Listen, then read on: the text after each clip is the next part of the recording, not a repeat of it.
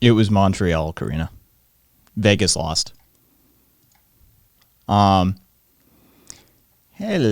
everyone. Let me kick that music off in my ear.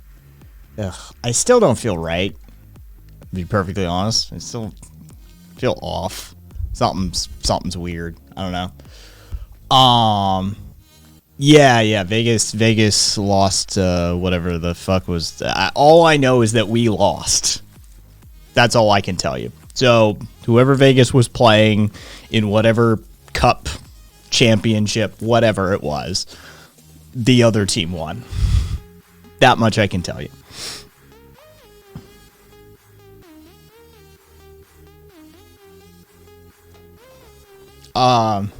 Yeah, Australia. Sports. Yeah. Yeah, I can't tell you anything more than that. So, this is my favorite story.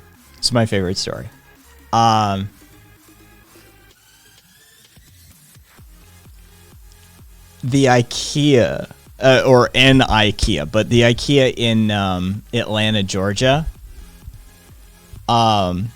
in celebration of Juneteenth, which, again, I'm sorry, it's a weird name. In celebration of Juneteenth, an IKEA in Atlanta served fried chicken and watermelon.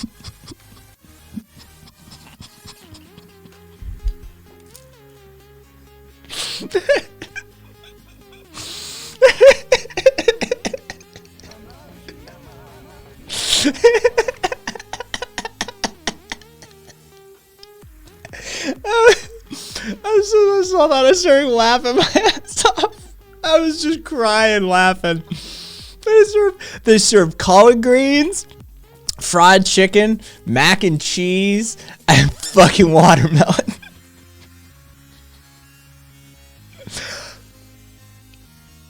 Good old Southern food, right? It's good old Southern food. That is good old fashioned Southern food. I'm sorry. They served Southern fucking food. They served fried chicken, fucking mac and cheese, collard greens, and fucking watermelon. That is a goddamn Southern just buffet. Rev, thanks for the resub there. That is amazing Southern food, right? But fried chicken and watermelon in celebration of Juneteenth.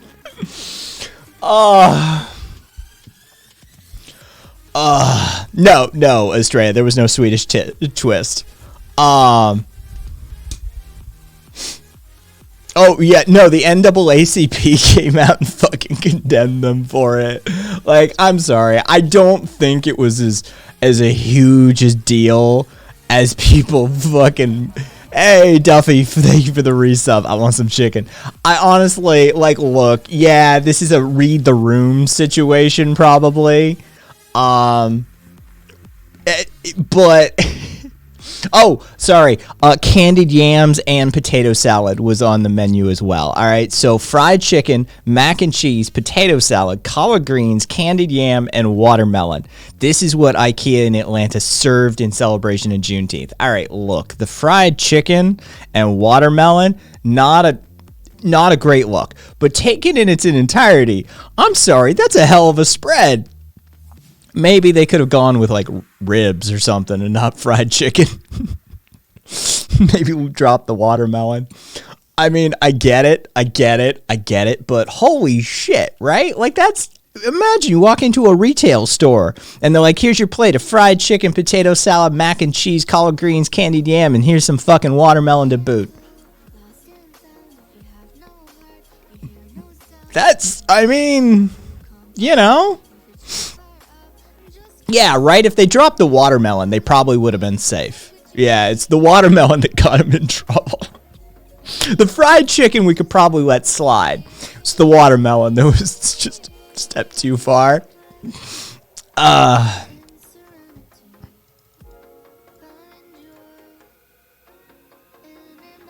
mean...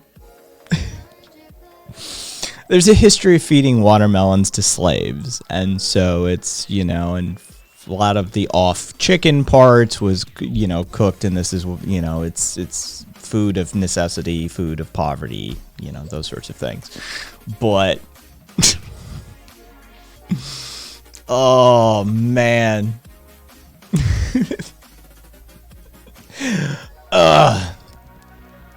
Fucking in honor of Juneteenth, we're gonna be fucking I mean, god damn.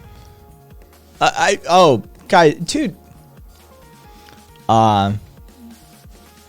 Duffy, I like a good watermelon. I'm in a camp. There's a lot of people that really I'm surprised as I've gotten older and talked to more people. I'm surprised how many people have either never had a good one or absolutely hate them.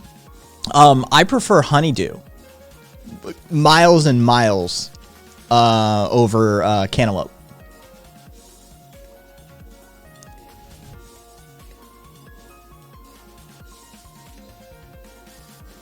Me too. I don't like watermelons. Watermelon's good. Eat watermelon as fast as possible and choke on the seed. I must. Yeah, I cantaloupe for me is like a distant competitor. Yeah. Oh, hey, Mitre, Rio Tinto's in the news again. It made our shores again, at least. Them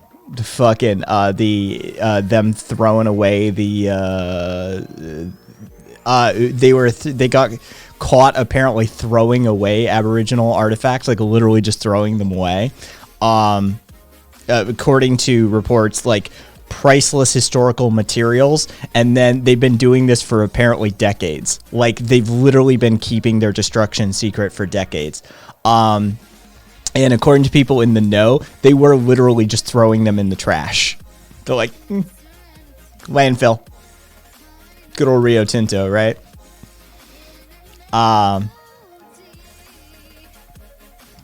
Rev, if watermelon gets grainy, if it gets that weird, soft, grainy feel, I'm out. Yeah.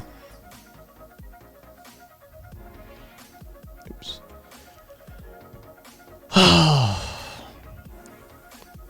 Fried chicken and watermelon. It's Atlanta, right? Like you'd think, like there had to be one black folk on staff, right? Right, at least one. Like nobody ran this past, like, you know, what, the janitor? Like you don't have one dude that you're keeping around as your like token black dude in your store. Like it's Atlanta. Half the staff at like nobody ran, like nobody. I think I would like to talk to a whole lot of people in that store that work there. That I honestly think that this may be just overblown. Yeah, it's not a good look. It's not a good look. But they just served Southern food. They're just like, we're doing a fucking cookout. I honestly don't think a lot of people put a whole lot of thought into it.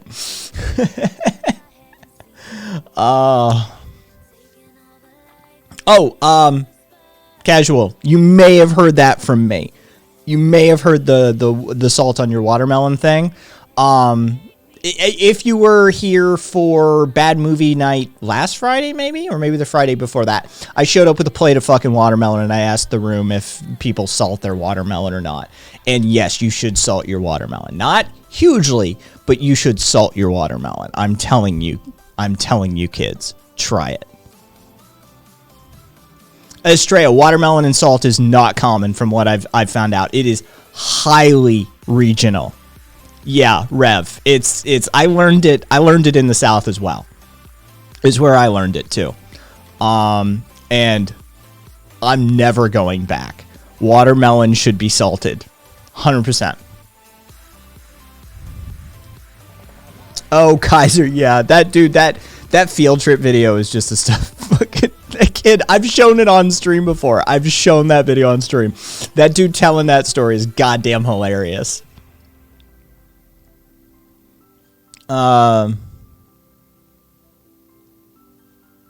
Really, Rev? Tomatoes are great.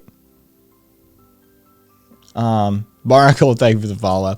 We're just sort of getting started here. Oh, by the way, if if any of you fuckers are gamers and you're into like Shadowrun, Cyberpunk, that sort of stuff, Good Old Games, GOG.com, they're giving away the Cyberpunk trilogy. I'm sorry, it's Cyberpunk, the Shadowrun trilogy. Sorry, brain fart. They're giving away the Shadowrun trilogy. Link is in shared content on the Discord server if you want it.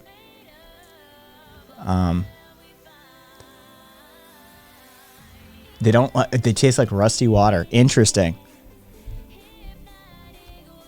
Oh, Shadowrun RPGs are, yeah, they're some of the best. I hate drag and click adventures and shit like that. I'm not a fan of isometric games, but even I've played the Shadowrun games. Like, are you kidding me? As a guy who has run Fate campaigns in Cyberpunk settings, you think I haven't stolen, just shamelessly stolen mission settings and shit from Shadowrun? Oh, yeah. Yeah. So, yeah, if you want the Shadowrun trilogy, goodoldgames.com, link on the Discord server. Interesting. Black Salt. Yeah, I've never tried that. But, noted. Thank you. I'm still chuckling. Fucking fried chicken and watermelon. Oh. In celebration of Indigenous Rights Day, we'll be handing out blankets with smallpox on them. Exactly, Estrella. Bless their hearts. I don't like fried green tomatoes. I prefer fried pickles. I'm in the fried pickle camp. I'm not a fan of fried green tomatoes. Never have been. I'm not a fan of green tomatoes to start with. But fucking fried pickles, that's a winner. I distantly know one of the game designers. Oh, rock on. Oh, Rev, fried pickles they're top tier. They're good. Oh, Jesus Christ, I couldn't even tell you.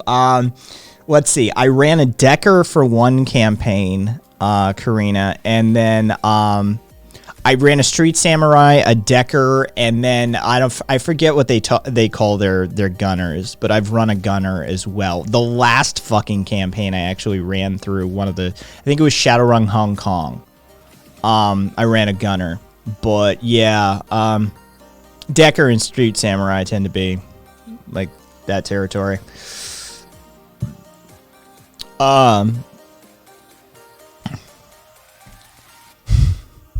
Still chuckling, telling you. It just tickles me on that one.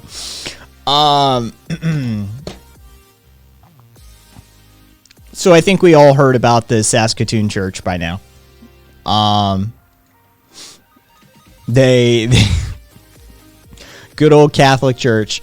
And another 751 graves in addition to the what was it? 215, 253, something like that they already had. Love the vandalism. Love the vandalism. This is the front of the church today. This is nice. I don't have the further, but they bloodied the entire steps and they did handprints all along the fucking wall and stuff. Yeah, they got them pretty good on that one. I was right chuffed over that one. Oh, Estrella, it's just another residential school that the Catholics used to fucking run. Hey, there it is. Thank you. Copy image address. Cupcake with the fucking grab on that one. So yeah, here's yeah, just another residential school. I mean, it's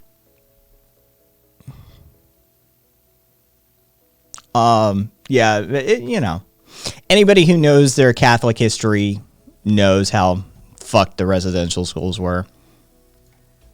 I mean, the Irish history with them alone is terrifying, and they at least know and have admitted to that one.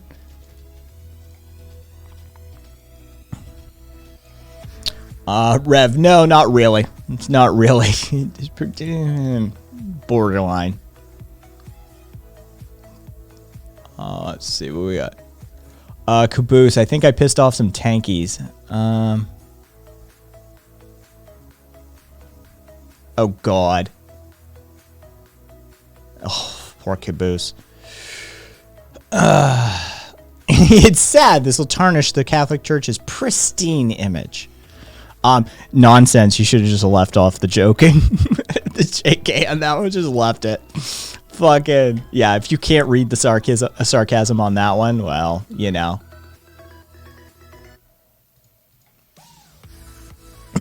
Is without a doubt our biggest blight in our history, a cultural genocide that led to the murder of thousands of children.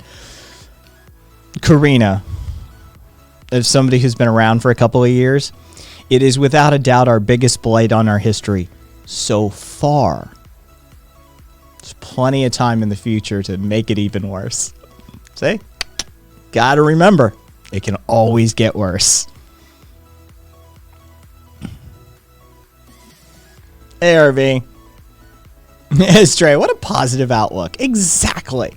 See, I'm positive in my pessimism. Right?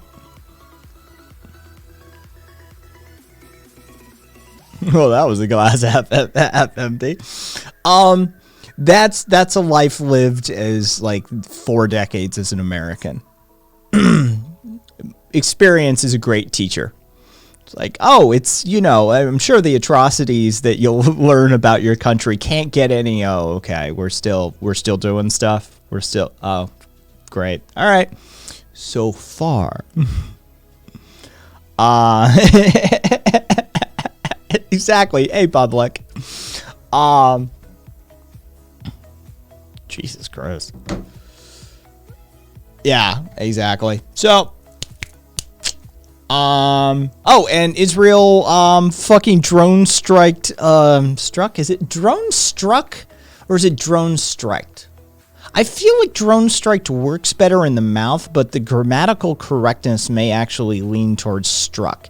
So, either way, Israel did a drone strike on an Iranian nuclear centrifuge plant. Yeah, but it's past tense. So, yeah, that's where I'm. Is it like hanged? So this is my hang up here. Is it like he wasn't hung, he was hanged?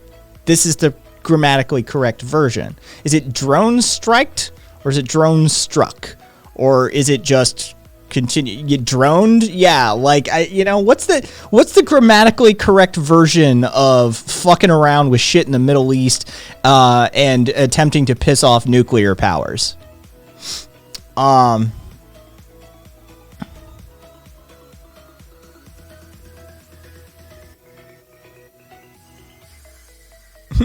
In public, this is why we never stop atrocities. No one knows the grammar. Bringing freedom. Exactly, some dumb. That's there we go. Drone strike might be a noun. Was there a reaction, or the facility safe enough to not leak into surroundings still? Well, I mean, I think okay. So this information comes via Breaking Defense, which is a news site dedicated to literally just breaking defense industry news, that sort of thing. So basically, the new Prime Minister of Israel, Naftali Bennett, literally hinted yesterday that Israel may have been involved when he spoke to a graduating ceremony for the Israeli Air Force pilots. But it seems that the surrounding region of the centrifuge is fine. It doesn't look like there was any widespread dispersal of radioactive isotopes of any sort. But given the dodgy information from the region, your guess is as good as mine, really.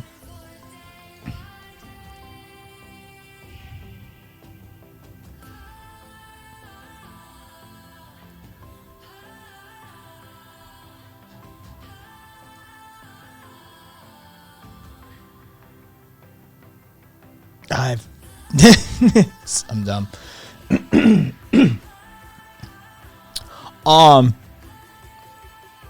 Oh, I did. L. Ron Hubbard did lie to you. I'm sorry.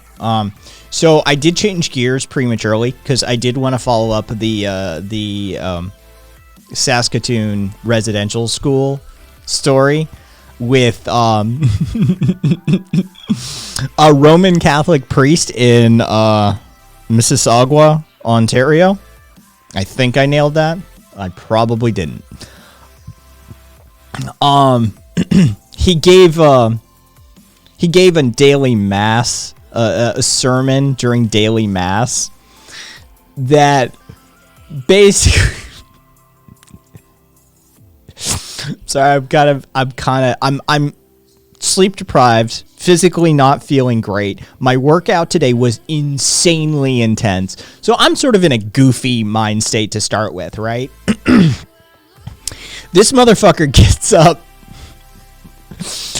and says that so many people overlook the good done by the residential schools that 2/3 of the country is blaming the church, which we love, for the tragedies that occurred at this residential school controlled by the Catholic Church. I presume the same number would thank the church for the good done in those schools, but of course, that question was never asked, and we're not even allowed to say the good that was done there. I await to see what comes to my inbox.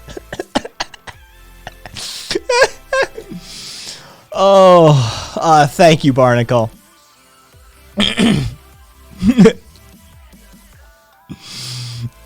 And yep, Devil Blitz, exactly what he fucking did.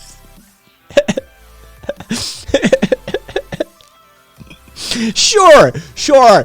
Okay, maybe we committed a little genocide. Alright, fine. But, what organization hasn't committed genocide? I mean, sure, St. Jude's Children's Hospital probably hasn't committed genocide, but again, think of all the good that the residents.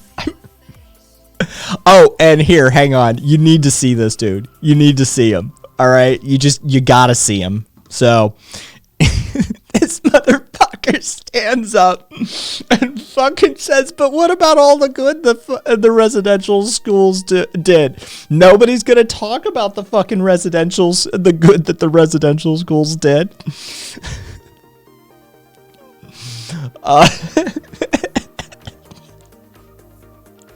I know, right, Wither? What's a genocide or two between friends? Oh. Exactly. Telling you. Oh, I'm telling you. By the way, I got some good weed for tonight's bad movie night. If you're new in the community, by the way, we run bad movie nights on this Discord server on Fridays after the stream, like 45 minutes to an hour and 15 minutes after the end of the stream. We run bad movie nights and we get fucked up. And despite all this giggling, I haven't smoked any of that yet. This is just broken-brained Kai. Oh,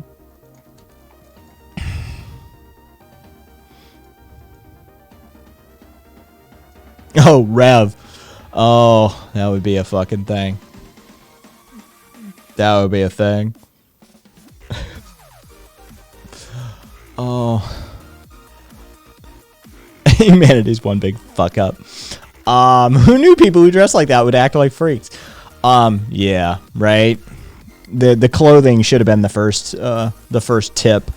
Every day the Catholic Church wakes up and chooses violence. Dude, the Catholic Church could decide tomorrow. They could just say, you know what? We're not living in the footsteps of Christ. We've seen the light, as you know. You can make an apostolic decree, papal bull, and you could say, you know, we're liquidating all of this, all of these ungodly church assets, the golden throne and the scepters and the fucking temples and the city state that is literally a city state. You know, they could feed and clothe and house and educate the world over, you know, but instead, golden throne, scepter, city state, temple, that sort of stuff, and fancy hats, lots and lots of fancy hats.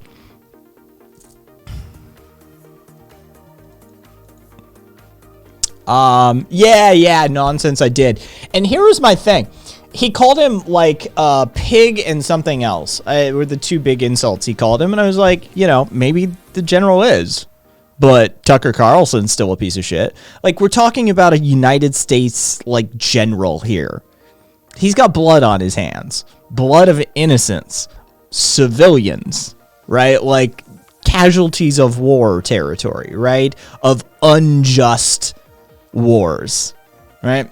So maybe he is a fucking piece of shit, right? Like, this is the thing. Like, Tucker Carlson called a general a pig. Yeah, you know what? Tucker Carlson's a piece of shit, but maybe the general is too. I don't know. I haven't looked up his record. I don't know what the fuck he oversaw. I don't know what he's had his hands in over the years.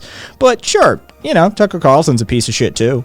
But, you know, they're not mutually exclusive. Maybe this general actually is a piece of shit, but for different reasons from why Tucker Carlson called him a pig. Because Tucker Carlson is a fucking, you know, piece of shit.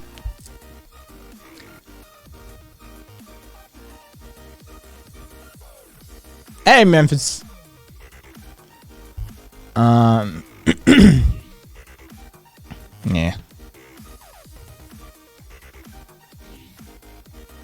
I don't, Karina, I don't know. I don't know his record. But this is my point, is like, I don't know.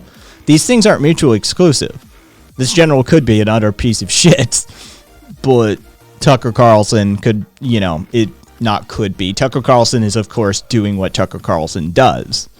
And so, fuck Tucker Carlson, but also maybe fuck this general. Like, I don't know. I'm not defending this fucking general. He's a general in the United States military. I'm sorry, I'm not rushing to his defense. Somebody show me his record, and then we'll go from there. But until I see what he's had his hands in over the years, guilty until proven innocent. Sorry. Yeah, Carlson also hates Zuckerberg. Doesn't make him less of a shit. Exactly. Like, that's, you know, just because Tucker Carlson hates you doesn't mean you're a good person automatically.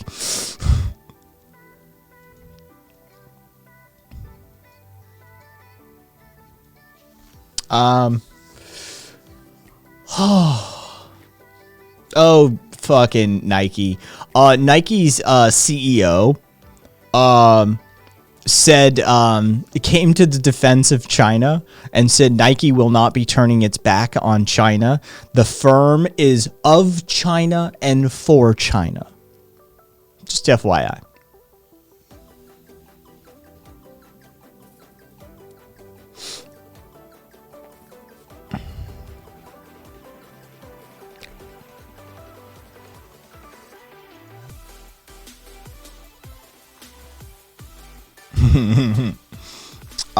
China good because cheap labor. Actually, you know, elsewhere, but yeah, we talked about this like a while ago. Jesus Christ. I've never owned Nikes. Like, I've owned Nike apparel, but I've never owned their shoes. I've had like Nike athletic shorts and shit like that over the years. But I've never owned a pair of Nike shoes. I've never found them attractive or comfortable or useful. Right? Like, as far as running shoes go, other people make better running shoes. As far as like general appearance goes, other people make more attractive shoes. You know, as far as comfort goes, other companies make far more comfortable shoes. Right? Like, I've never found a need for Nikes. And they're overpriced as fuck. Holy shit. Didn't like a child sweatshop laborer make these fucking shoes? Why am I being charged $100 and some odd or $200 some odd for these fucking shoes? These shoes were made by the same person that is making those Walmart knockoff specials. Why the fuck am I being charged so much for this shit? I can hook you up with Nike copies for $20. Yeah, that sounds about right.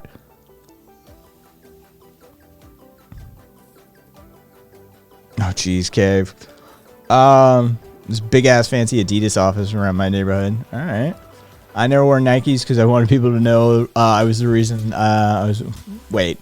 I never wore Nikes because I wanted people to know I was the reason I was winning a game of horse. Nice nonsense. Nice.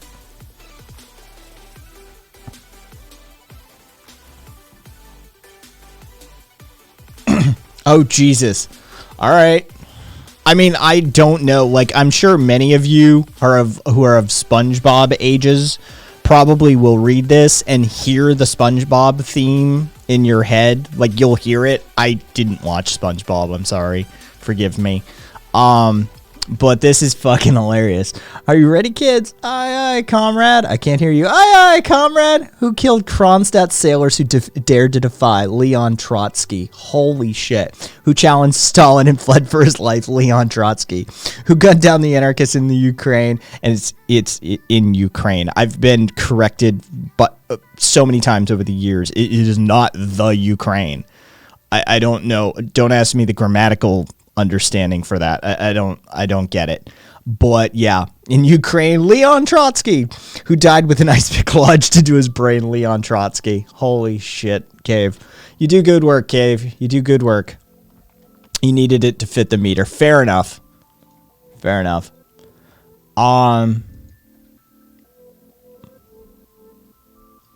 This is beautiful.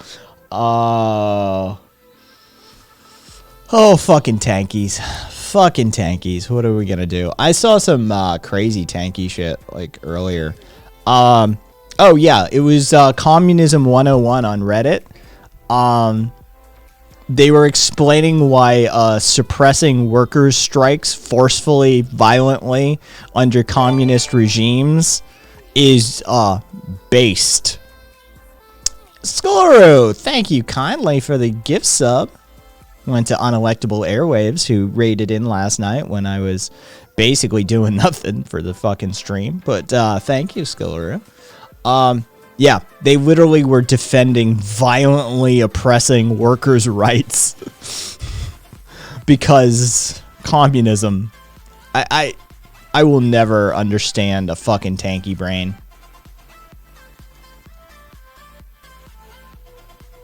Oh, I mean, I don't know, I have a general policy. If a border was drawn by the British, or the British had a hand in the creation of a border, generally I find that's probably problematic right out of the gate. Palestine existed before Israel existed. There were already people there. There was already a multicultural society living there, by all accounts, quite reasonably as well. And then, you know, the global international community got involved. We created a settler state, and shit devolved. As it almost always inevitably, inexorably, like the sands of fucking time does. And so now you have a general apartheid. You have one state that was created by and supported by the international community, and you have another that's being actively, violently, militaristically, let's go with repressed. Yeah, it's generally how that works, is, you know.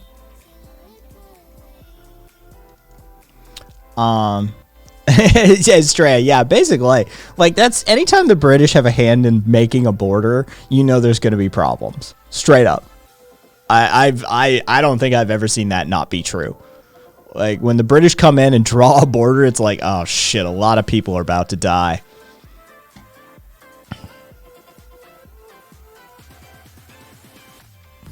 How can we really fuck up a region? Well, yes, we know you're all living together rather peacefully, but what we're going to do is we're going to divide you along sectarian lines. I'm sure this won't lead to devolved extremism or fundamentalism whatsoever. So all of the Muslims on that side of the line, all of the Hindus on that side of the line. I'm sure this will work out just fine. What? India, Pakistan, what? All right, Jews on that side, Muslims on that side. I'm sure it'll work out fine. This is... Shit doesn't work that way. Like children with crayons drawing on a sleeping lion's face.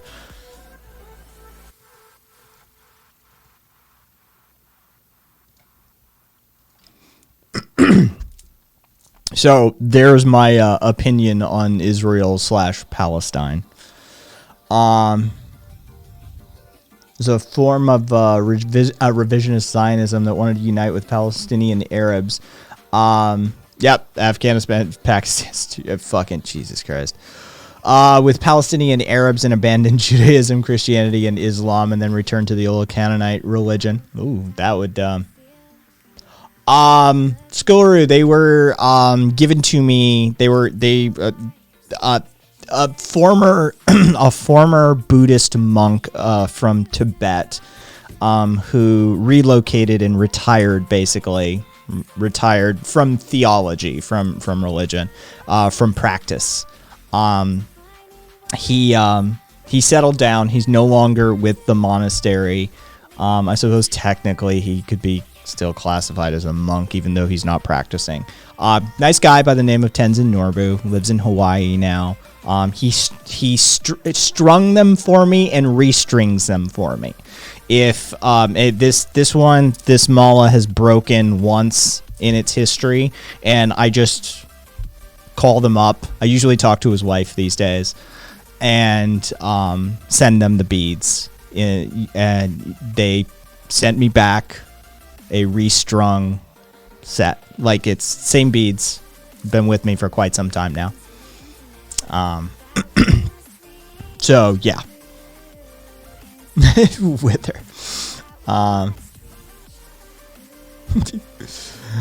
So yeah, he's good people, and yeah, that's his, and they're not strictly a Buddhist mala. They are strung by a Buddhist, and they follow somewhat similar format to a mala. They aren't actually. The bead count is different, especially at the end tassels. They're asymmetric in their counting. The bead numbers are slightly different as well to conform to what I use it for. So yeah, that's where I get these. But yeah. They are rosewood, dyed coral, and mother of pearl. If you're curious. Oh, by the way, FYI, fucking Tanky on Twitter said that China created capitalism too, but rejected it.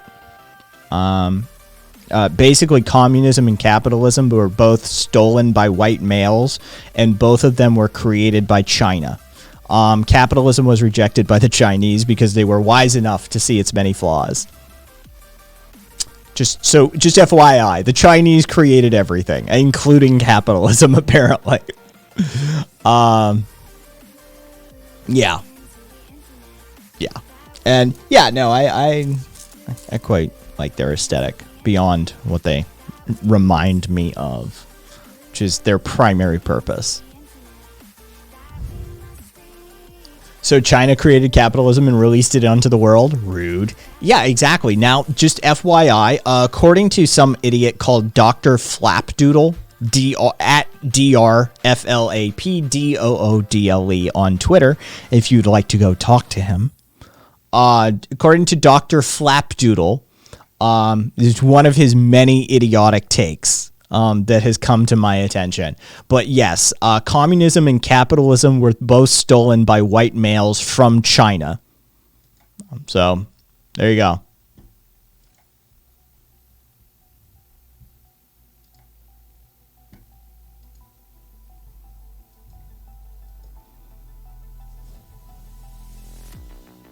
Caboose. Africa would like a word. Oh, and so would Scotland. That is a smart person name right there. Oh yeah. Yeah. He seems super great. I'm sure I'd love to hang out with him at a party.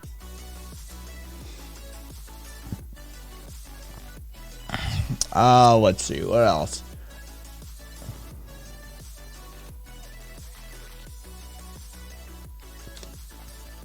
Oh, fair enough, Caboose. Except these days, if you go to Walmart or something like that, it's all like Bangladesh and Vietnam and Thailand and stuff like that.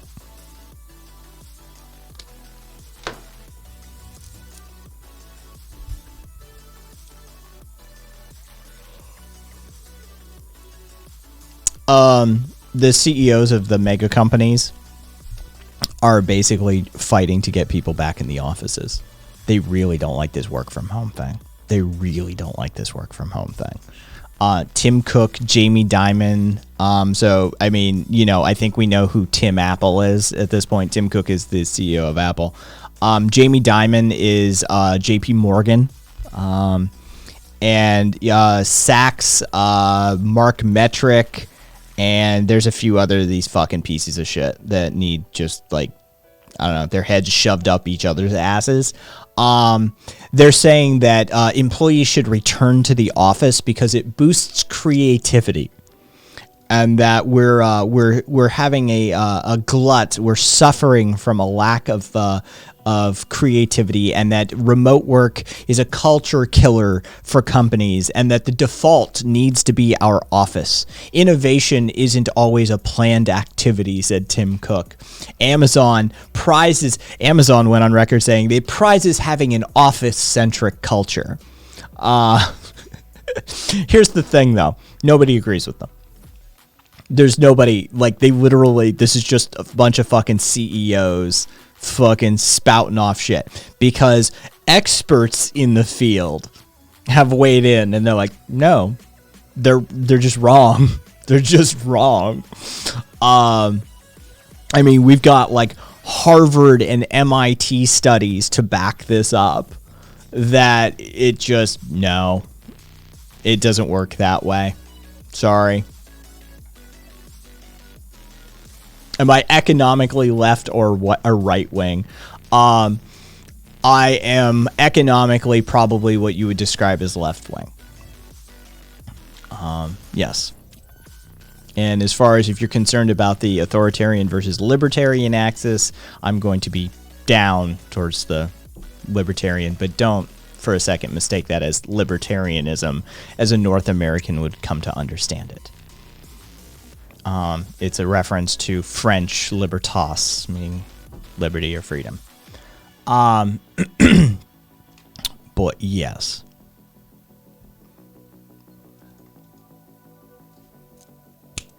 Oh, this guy was fucking funny. Florida pastor. He's the founder and pastor of the Global Outreach Church in Melbourne, Florida. He got turned in. He was arrested by the FBI because he participated in the Capitol riot, storming, whatever the fuck you want to call that shit that happened on January 6th, right? He participated in it, like, in the building. One of his parishioners called the FBI and turned him the fuck in. He got narked out by one of his own parishioners. Like, ouch. Yeah, nonsense. Yeah, I feel you on that one.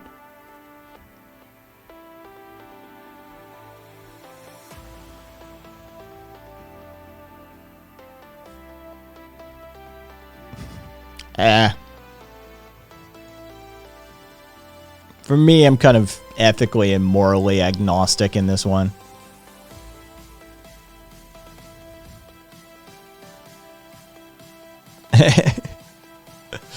Oh.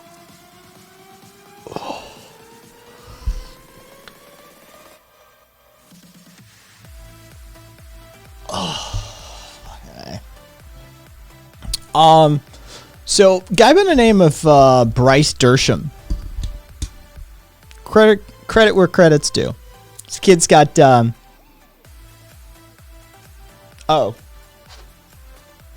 it's actually forced perspective.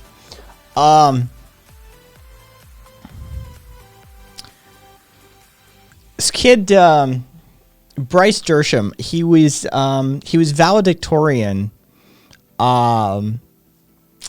of his New Jersey, I believe it was New Jersey high school class, right? He just graduated. He's giving his valedictorian speech.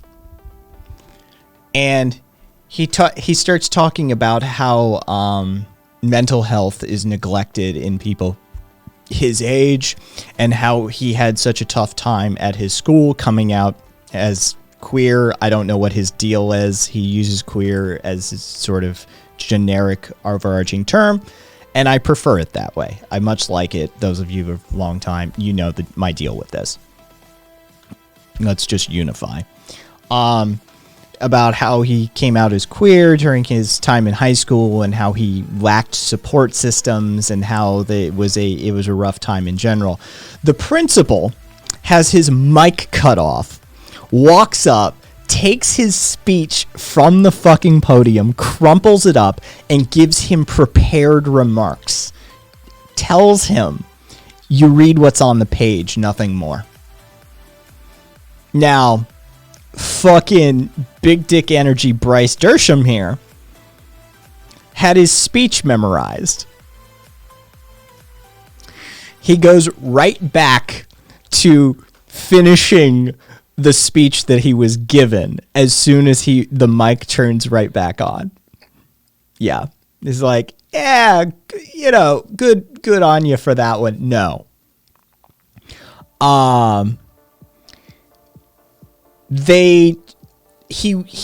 Since this became an incident, he told reporters that during the speech creation, the school gets involved. The school monitors the creation of your speech and guides it. And he said, I wanted to put in something about me being queer, and I wanted to put in something about mental health.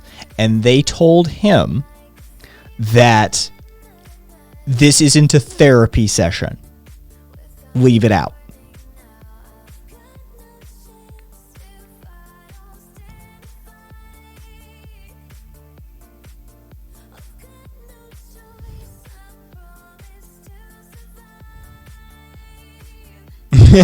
Virgin homophobic principal, Chad depressed gay graduate. The Q Squad. Oh, God.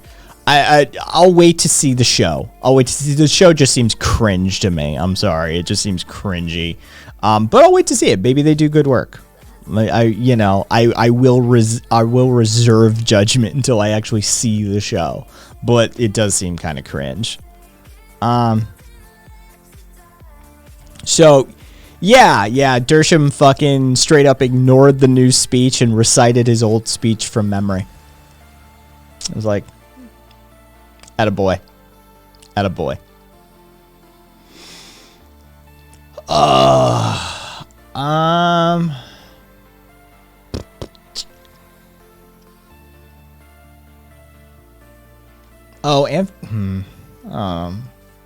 Saint Tony, Anthony Bourdain. Oh, he would have been 65 today. Speaking of mental health. Yeah. I miss that fucker. Oh, and I suppose I should talk about, I had a late graduation walk, and there were only like 4 other people graduated at that time, but my entire friend group showed up to cheer me on. Rock on, Kaiser. That's good that you got good friends like that. I suppose I should mention that Derek Chauvin got 22 and a half years. I think that news made the rounds sufficiently. Like, I don't think is that news to anybody. Just FYI. Yeah. And apparently he's got federal charges pending too, so he's fucked.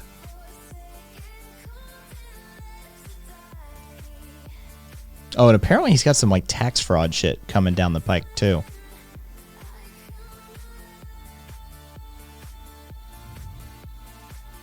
Oh, wow. Karina.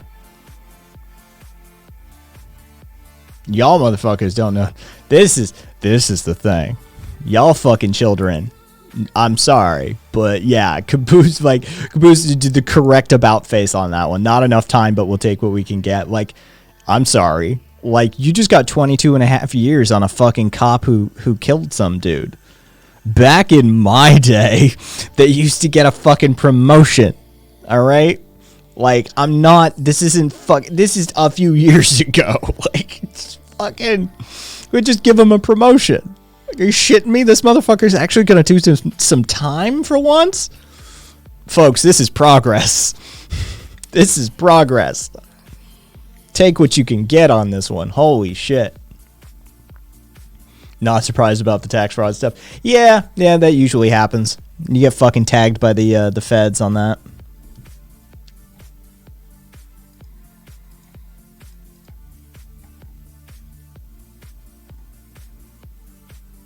Oh, and a bunch of fucking Trump stuff, too. There was a bunch of Trump headlines. Just FYI. Stuff coming out from, people writing books and shit like that. That Trump reportedly wanted the military to, quote, beat the fuck out of George Floyd protesters and shit like that.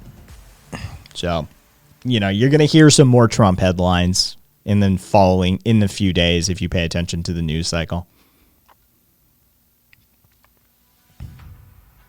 Oh, they'll separate him out. There's no way he's going to Gen Pop. There's no way he's going to Gen Pop whatsoever. No. He'll get specialized protection for the entirety of his sentence. 100%. Yeah.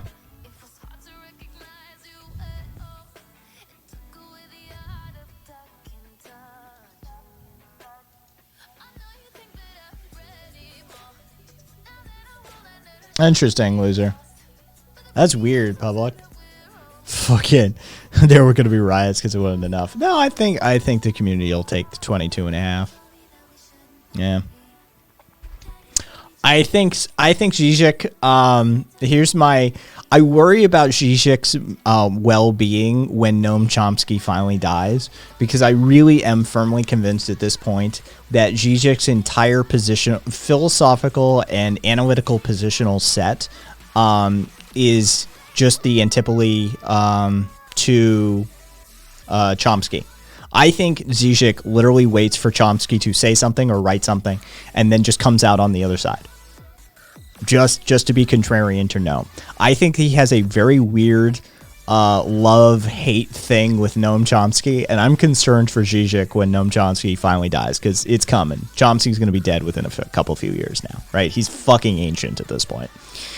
And yeah, I legitimately worry about Zizek. I think Zizek is the equivalent to like a philosophical meme lord. I think he's in that camp. I think he knows what he's saying is intentionally inflammatory to certain schools and segments of philosophy and political science, and he does it for that reason. I think Zizek is the equivalent of a philosophical meme lord. Some of his points are valid. A lot of it is, like I said, meme lord. Which isn't necessarily a bad thing. There's a role for that. I mean, that kind of behavior dates back to, ancient Greece and beyond, right? Yeah, Diogenes is quintessentially a fucking troll and a meme lord, right? Like telling Alexander the Great to get the fuck out of my son. Yeah. So there's definitely a historical precedent for that role within philosophical discourse, and I think Zizek fills it. I don't know, Chair Kicker, but that sounds like something Zizek would do. Like, put up a picture of Stalin just to piss people off. That sounds like something he would do. Yeah, 100%. They're probably great friends when they meet. I don't know. But yeah, that's my opinion on Zizek.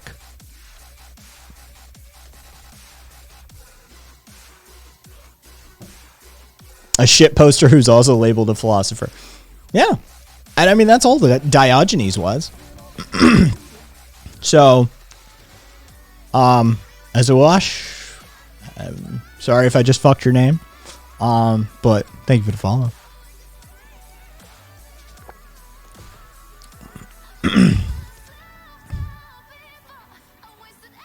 Yeah, I you know, it's not a criticism. It's merely an observation that I do think Zizek's entire philosophy set is based on just being sort of the antithesis of Noam Chomsky's philosophical set. And I think he's there for like the philosophical meme lordy stuff. Like, I think that's the role he's filling. He's not as bad as like a modern Diogenes. He doesn't quite fill out the shoes of Diogenes, but Diogenes' shoes, well, were he to wear them, are very big. Yeah, if one were to walk in Diogenes' stead, those are very big footprints. That dude was intense. So, I mean, just the stories of Diogenes. Alexander the Great offers you anything you want. And this motherfucker looks up at him from a barrel that he just randomly moves around public spaces to live in. Fucking looks up at Alexander the Great and says, "Yeah, could you move to the side? You're in my sun." That dude had an energy. Diogenes, man, fuck balls. Yeah, but I mean, it's a philosophical tradition to be that kind of shit stirrer, and I think Zizek fills that role, or at least, you know, part of that role. Oh, let's see.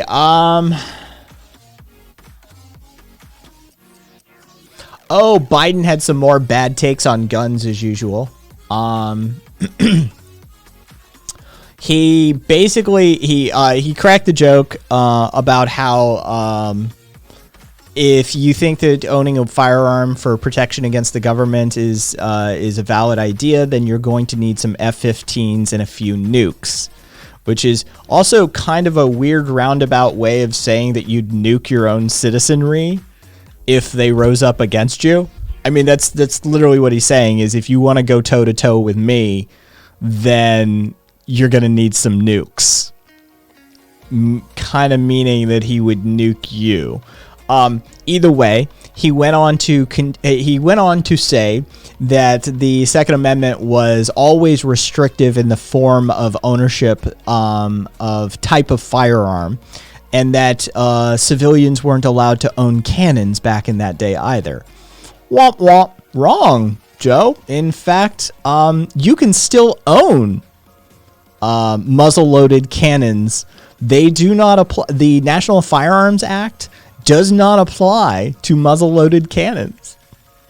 You, in fact, can still own a cannon. No license, no application, no tax stamp, no ATF clearance. You can just own one. And at the time of the writing of the Second Amendment, it was common for private owners to own entire warships. At that time, a good bulk of the United States military assets were actually comprised of privately owned wartime assets. Entire ships, regiments, cannons, armaments, all privately owned. So not only historically incorrect, he also made an underhanded reference to the fact that he'd be willing to nuke his own people.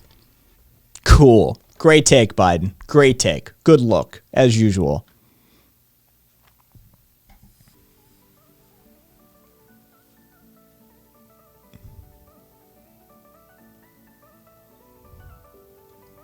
Me and the boys having a cannon party.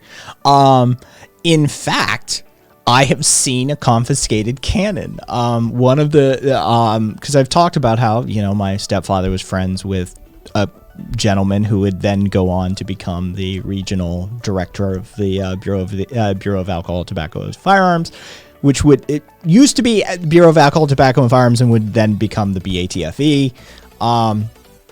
And I have had tours of ATF facilities. I have seen lockups and confiscation lockers, and one of the items that they had confiscated from a joint FBI DEA raid that they participated in was a cannon that a cocaine dealer on the East Coast had that was loaded and pointed at the front door. They took it because it was part of a drug seizure, but the item itself, explicitly on its own, was strictly legal. Chair kicker, I don't know. I didn't ask at the time. I was 14, maybe 13. No, I would have been like 13 at the time of that tour. I didn't ask what it was loaded with, and the information wasn't volunteered. So to this day, I don't know. All I know is that he stated it was loaded and pointed at the front door. So,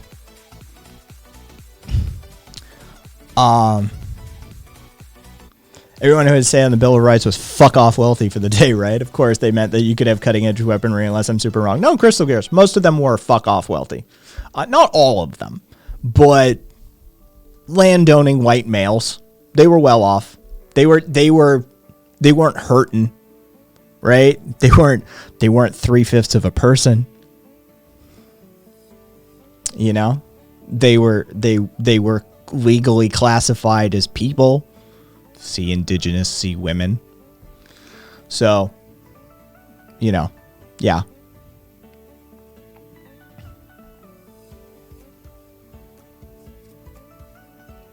Yeah, it's so yeah, it was again Joe Biden making an incorrect statement about firearm ownership in this country, historically and contemporarily, and at the same time slyly admitting if you have a problem with the United States government, you best be ready because we will nuke you. Cool.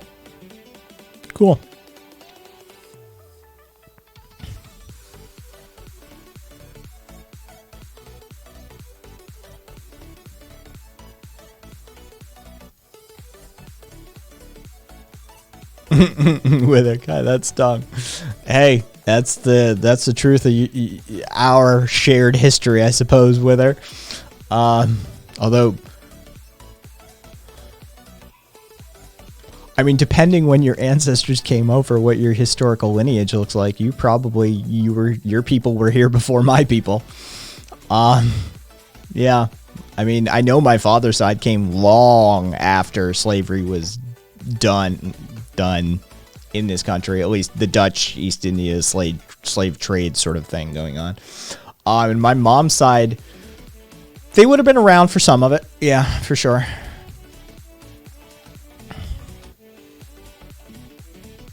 I don't care if he's saying that George Wright shows it's fucked up. Oh, no, yeah, it's completely fucked up. Coming from a guy who oversees an organization who has extrajudicially assassinated U.S. citizens and their children,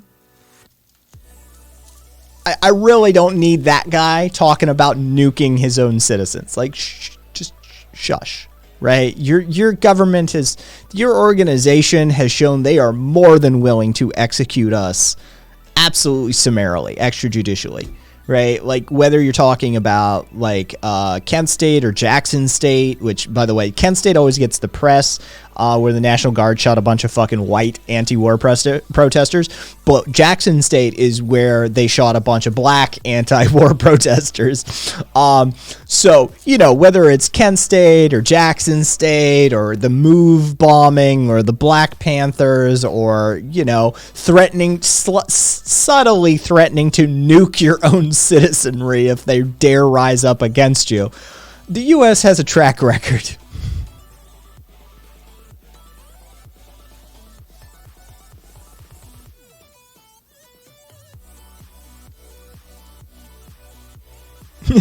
Say, son, you ever heard of MOVE? No malarkey, or else. American #1 in nuking. You are correct, Walata. And hey there, Walata. We are #1 in nuking. We are the world leader in that. If anybody's going to do it, it would be us. Yeah, I still can't say that dude's last name. Kaiser. I don't know, Reinhold, maybe. Reinel. But yeah, that was up in your neck of the woods, right? Fucking, they took that dude out in the parking lot. Well, those weren't feds, right? Those were like, weren't those locals? Or were those feds? I forget. Russia. Barnacle, Russia. They've dropped their fair share. They've never done it over, like, you know, in wartime over a populated area. But Russia's done their fair share of nuking shit. Reinhold. All right, cool. Federal marshals. Right on. All right, so it was the feds.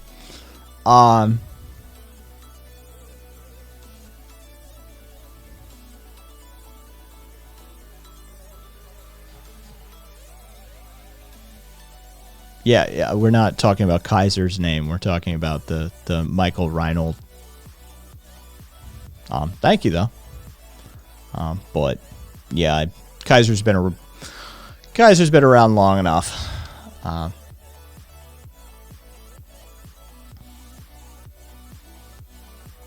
Is Mark Milley or Miley the same one that Tucker Carlson called a pig? Because I do love that if it's the same guy, if it's the same general, I do love that, according to a book that just came out, he told Stephen Miller to shut the fuck up. Stephen Miller, by all accounts, said that these cities are burning.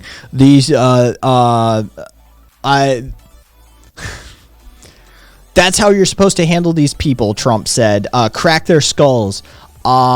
Shoot them in the leg or maybe the foot. And fucking Stephen Miller says the cities are burning. These cities are like an actual war zone. And the general turns and looks at Stephen Miller and says, shut the fuck up. If it's the same guy, maybe he's okay.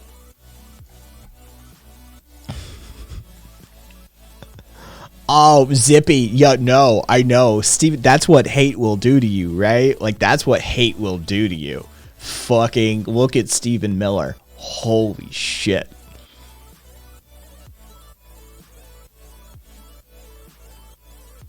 How long would it take America to take Australia without nukes? Well, seeing as we've sold them a fair amount of their armaments, we probably have the off switch for them. Like, I know all of our joint fight strike fighters, those all have DRM phone home shit. We've talked about that before. This newest generation of strike fighters that we're selling everybody actually has DRM in the firmware of the planes, so it has to call home for authorization to fly. So all of the newest plane armaments that Australia has bought from us, we could ground immediately. We also sold them their missile defense systems as well, and the missiles that go in them. So, I mean, probably pretty quickly, actually. Probably pretty quickly. Oh, Ave.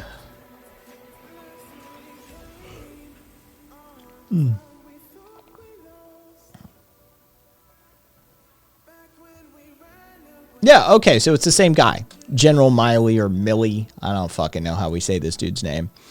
Tucker called him a pig and stupid. That's what that's, you know.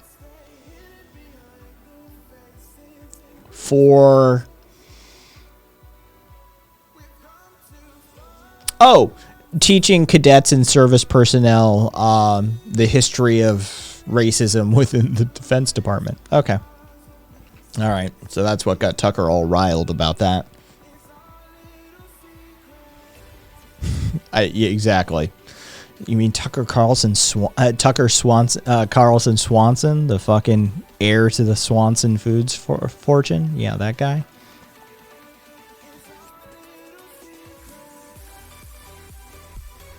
Oh, and the Justice Department's suing Georgia. The whole voter suppression, Voting Rights Act sort of stuff. They're suing Georgia. So the fucking DOJ is suing a state again.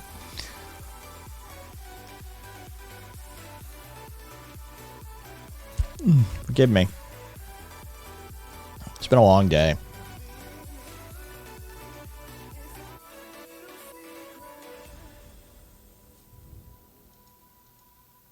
Oh, yeah. Rev, usually what happens is the state gets raked over the coals. I mean, you don't go toe-to-toe with the feds, really, that effectively. Yeah. They swing the bigger dick in that relationship.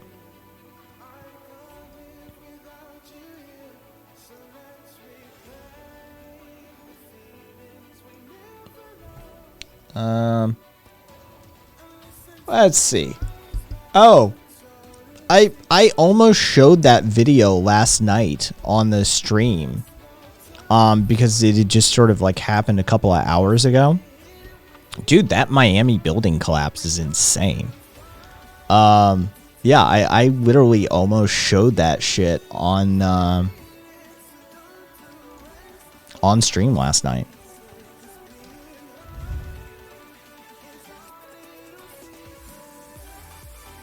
I mean, this is TOS friendly. It's kind of fucked.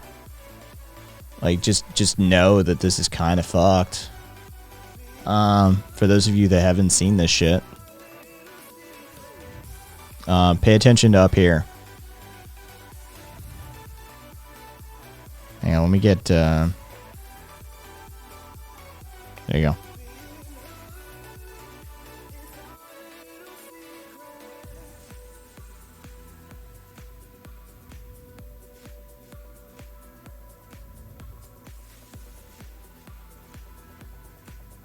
There's people in that building. That's not empty.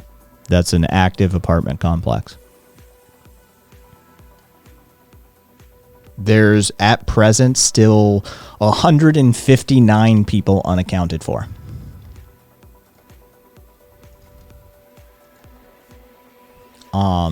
So, yeah. Apparently, its foundation had been sinking for decades. And it was undergoing its 40-year recertification process as a building, like, right now.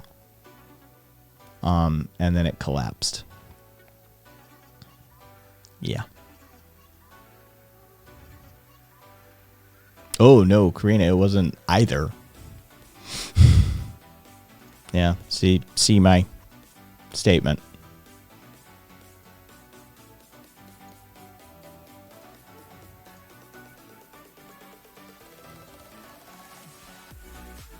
Yeah, they Miami has a ton of building errors. Like the high rises built like from like the 80s back didn't go down to bedrock. They've, I mean, literally known about this for years, and nobody's paying to fix it. If you want it, it's here. There you go. So yeah, no, this is an issue, especially for that part of the world. But yeah, it's there's a high probability the foundation of that building never went to bedrock, and it's decades and decades old, and it's been sinking. Instability in the foundation, variances in the structure, domino. It just gave way.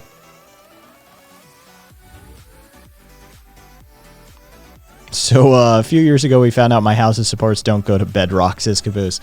Well, luckily, you're not in Miami, right? Like that's the first thing you have going for you, Caboose. You're not in Miami. All right. So I mean, ideally, your house's supports would go down to bedrock. Yes, that would be ideal. But at least your house isn't like a 50-story building either, right? Made of like multi-layered concrete slabs and shit like that, right? So, yeah, it could be really bad for your house. But chances are, if something started happening, it might not be to the tune of like 159 people fatal.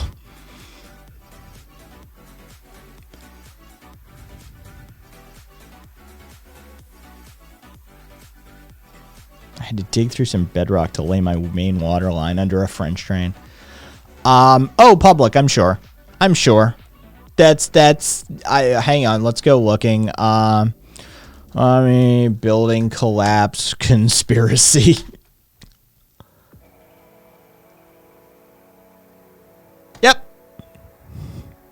Yep, public, do you want it?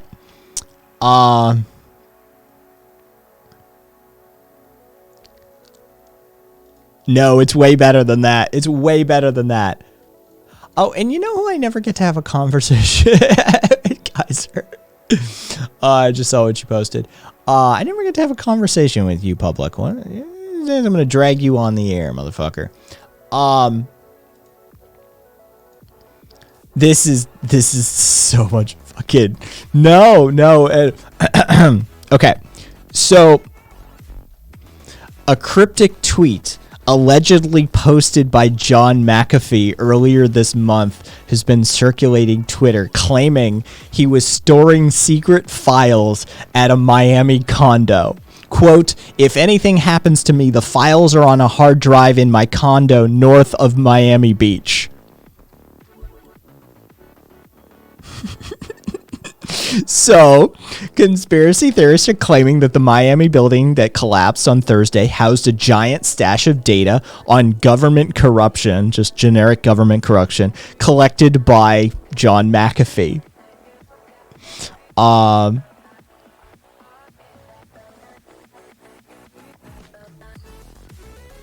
The tweet apparently said, "If anything ever happens to me, please know that the 31 terabytes of files I have are located on hard drives in my condo near 8th Miami, near 88th Street and Collins Avenue, just north of Miami Beach."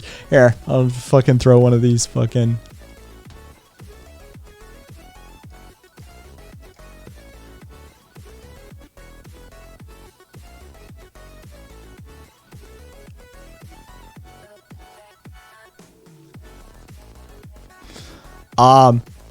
No one can find the tweet. The tweet doesn't seem to actually exist. But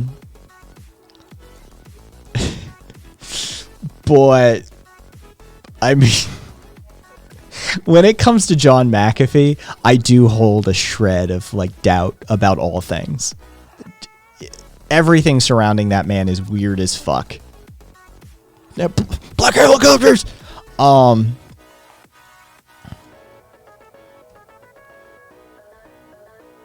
Am I the only one who am I the only one know who that John is? Not know. Well, Lotta, have you ever heard of McAfee Antivirus? John McAfee. He wrote the original McAfee antivirus. He sold the company later on. When McAfee went to shit, basically that's after John sold the company. To his credit, he pulled off a few things that a lot of programmers at the time didn't even think were possible, as far as in-place software updates and these sorts of things go. Yeah, he was not a dumb man. All right, he was crazy as fuck, but he wasn't stupid. He was good friends with Steve Apple. Yes, he was. He was good friends with a lot of those dudes. Yeah, it's basically the McAfee that you know as antivirus is post John era. He sold the company. But yeah, that's the McAfee antivirus is John McAfee. Kind of like the Temple OS guy. Yeah, not in the different. Terry was more of a genius programmer. I truly believe that. He was just far more disturbed. That's all.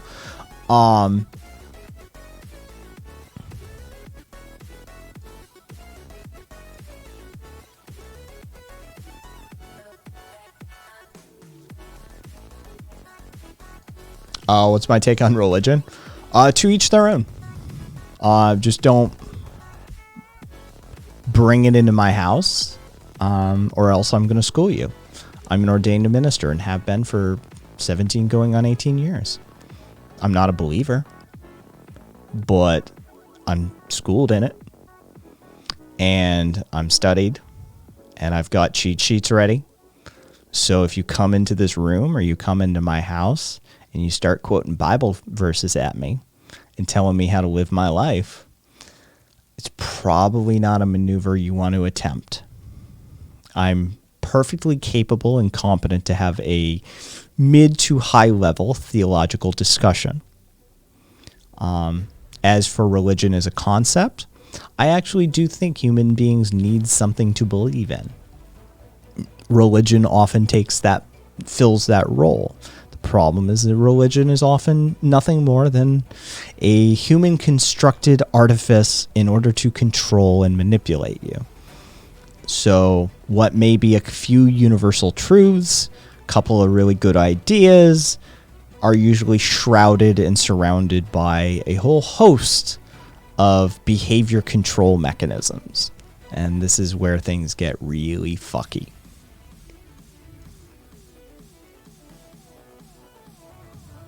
No, Estrella. Once and you're good. Once and you're good. Yep. Done. Yeah. I don't really, I don't have any hot takes. I don't debate that much, quite frankly, but always I try to refrain from it. I took speech and debate and constitutional issues and contemporary issues, and I was drama and touring reputable company. Like, I'm a recovering version of that. I really try not to get into that mode very much. But no, there's not particular any hot. How about yourself? Let me reverse that on you. What are the rules of Curio's cult again? You always leave an inch for the Lord, and Curio is the only one who's allowed to come. I think is the two rules. There may be more. If Mitre is still present, he could fill us in on more.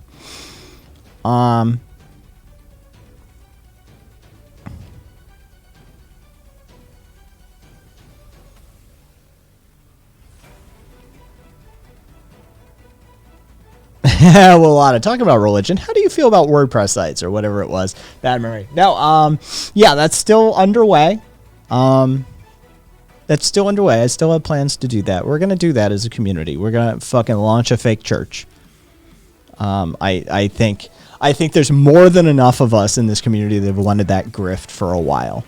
So why not? Let's run a fake church. Not with like tax scam implications and shit like that. Nobody wants to run afoul of the United States fucking Internal Revenue Service, right?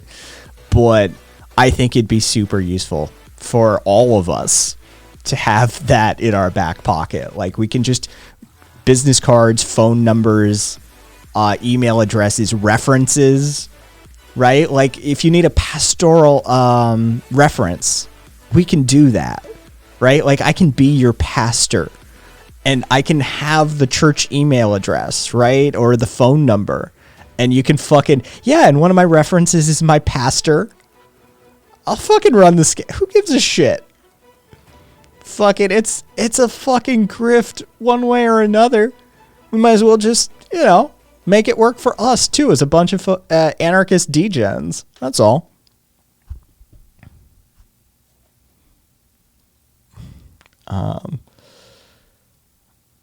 Oh, Jesuits. Okay, so the Jesuits have a really interesting history, Estrella. The Jesuits have assassinated 3 popes in their history. The Jesuits, once upon a time, were the military arm or the military branch of the Catholic Church.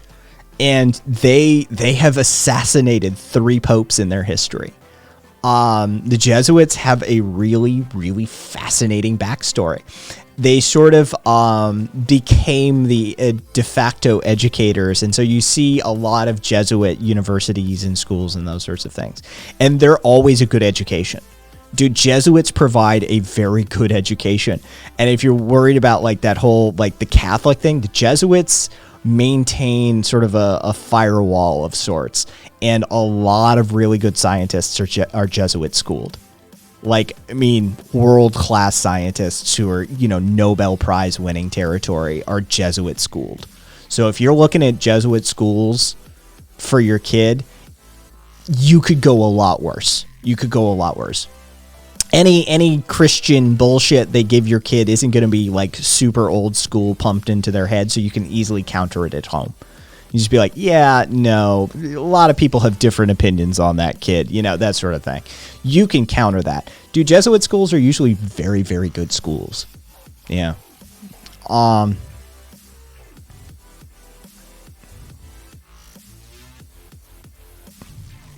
very knowledgeable in politics. I have strong opinions on altruism and lobbyism.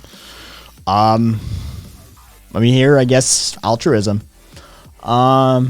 What's your opinion on altruism? Barnacle and send our seed. Who do I think of Proudhon? Proudhon, as an individual, had some, shall we say, problematic takes, but if you take historical figures and you start tallying up their problematic takes, then, you know, most of them have a whole lot of problematic takes. Outside of that, right, if we just discuss theory, rather than maybe his anti-Semitic remarks and those sorts of things, right? I like Proudhon. I do. I think that it's naive, maybe a little bit. I think that he relies a little. I think this is my formula, basically. You need Kropotkin / Proudhon plus Stirner, but in like decreasing ratios. You need the mutualism, like Stirnerism, egoism, individualism, right? There's the sort of 2 camps that you can roughly break anarchists into. You can break them into the mutualists versus the individualists. I personally think there's a synergy there. Oh God, forgive me, but you know, it's Hegelian dialectics, right? Synthesis, antithesis. Thesis, antithesis, synthesis, which is Kantian. I know. Hegel never actually said those words himself. It's a Kantian interpretation of Hegelian dialectics. I know this, but I think that there's something to be said about that. That Proudhon needs a touch of Stirner, and Stirner needs a shit ton of like Proudhon and Kropotkin. I think that just the concept of property is theft, just the concept alone does so much heavy lifting for so many different groups. I think the mutual aid and mutualist aspects of Proudhon's theory ring true even to today. But yeah, he had some not great opinions about some people. And we have to acknowledge that, but that doesn't nullify his theory. We'd be the only church being honest about being a grift. Yes. So what are the credentials valuable for? I mean, not really anything technically. Even sweet Jesuit education, sure thing. No, it really is. Jesuit schools are good fucking schools. I wish I had a Jesuit education. Are you kidding me?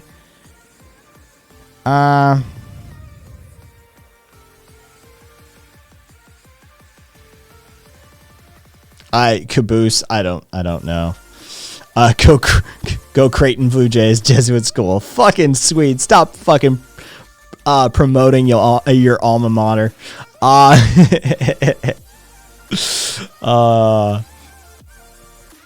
do Omaha Mormons do for education? Not well.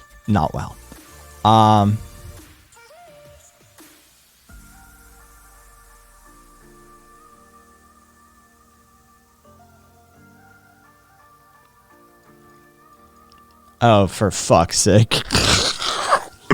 Hey, everyone. I just noticed we have a Q person that wandered in. Guthzis or whatever the fuck. How old is this account? 7 minutes ago. A 7-minute-old account. Love that. That definitely smacks sincerity and reliable source of information. The account created 7 minutes ago. I do not. He's quoting Derek Chauvin. I don't want to give my condolences to. I do want to give my condolences to the Floyd family. I hope that new information that'll come out later will give you some peace of mind. And then they're attacking on their statement. False flag event.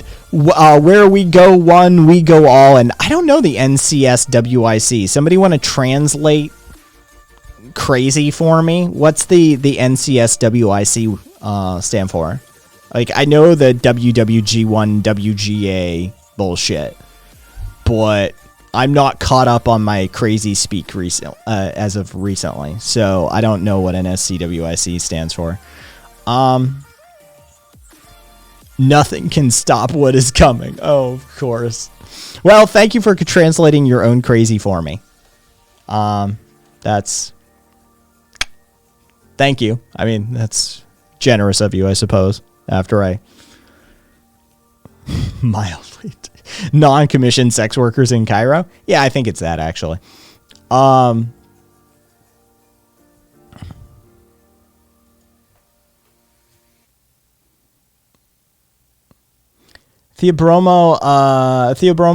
Chaco. Then, okay, so I'm very selective about the people I display altruistic behavior towards. Reciprocation of values is my top priority when choosing. Have you ever read any Foucault? Again, also had some problematic takes. This is, again, folks, you need to be able to separate somebody's theory and philosophy and ideas away from who they were as a person. Frustil? Forgive me for butchering your name. My French is shit. And that reads to me as French. Either way, thank you for the, I think you're a brand new subscriber. Thank you. Welcome. Theobroma, you may want to read some Foucault. Yeah. Michel Foucault. It's about, largely it's about power dynamic analysis. And so that sort of reciprocal relationship that you're looking for into that is a prerequisite to your altruism. This is sort of Foucault's philosophical analytical territory. Yeah, he very much got into the analysis of power dynamics. So yeah, you may want to read some Foucault.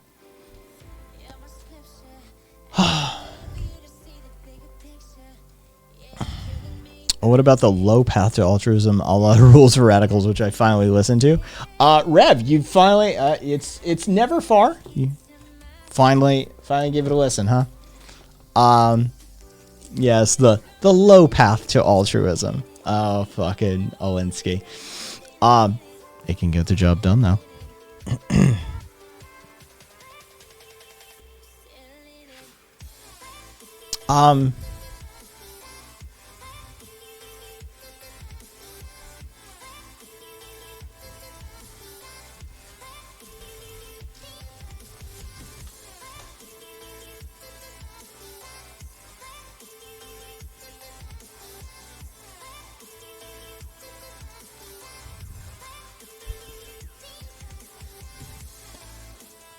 Let's see. I prefer to have a government-funded gang that's designed to have the interests aligned with the country's populace police force. Yeah, they're Theorama, their interests aren't aligned with the country's populace, and they never really have been. I mean, I'm not going to do the rundown again. I've done it too many times on air. I've got old podcast episodes enumerating out all of the reasons why.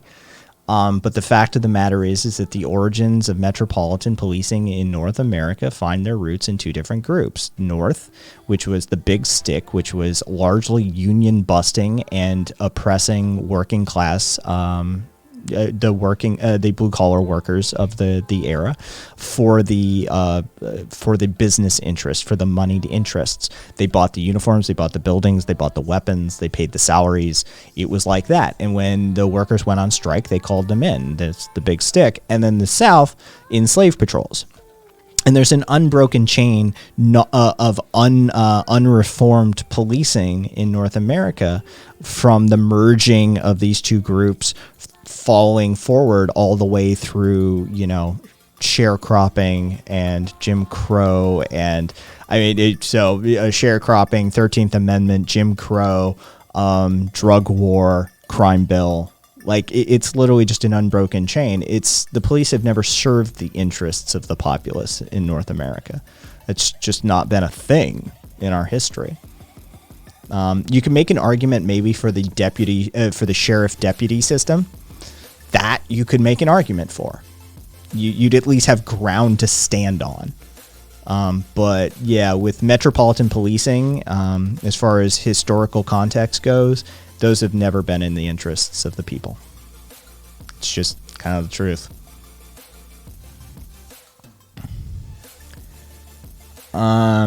Which should be within 1 week from now. Hey, Gutsis, we have regular viewers who will bet you real cash. Like, they'll PayPal it, we'll put it in escrow. We have regular community members who will take you up on that 1 week number.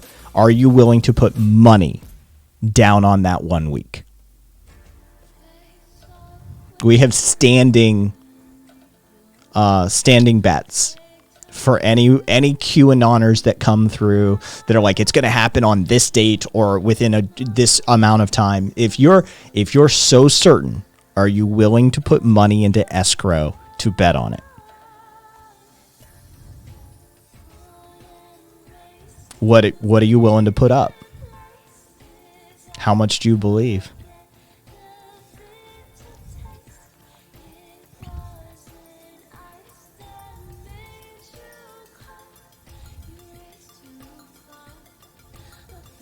Hey, Ninja.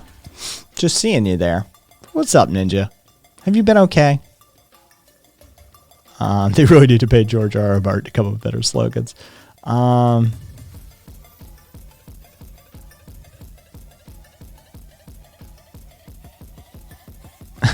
Hey, Corey.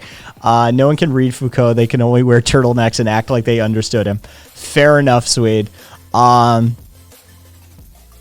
Okay, so yeah, we got the spelling. Yeah, Ninja, ask a stupid question. Ask away.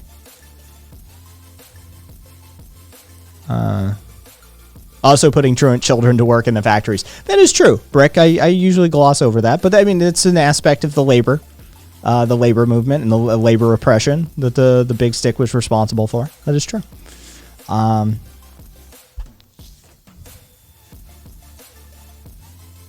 For Steele, to come back to education, there was a lot of movement after World War I. There was way more interesting focus on project education. In France is the Freinet movement, a communist sympathizer that couldn't teach the same way after the war and understood that the way to teach children was to get a common goal to work together. I mean, that is useful for Steele, for sure.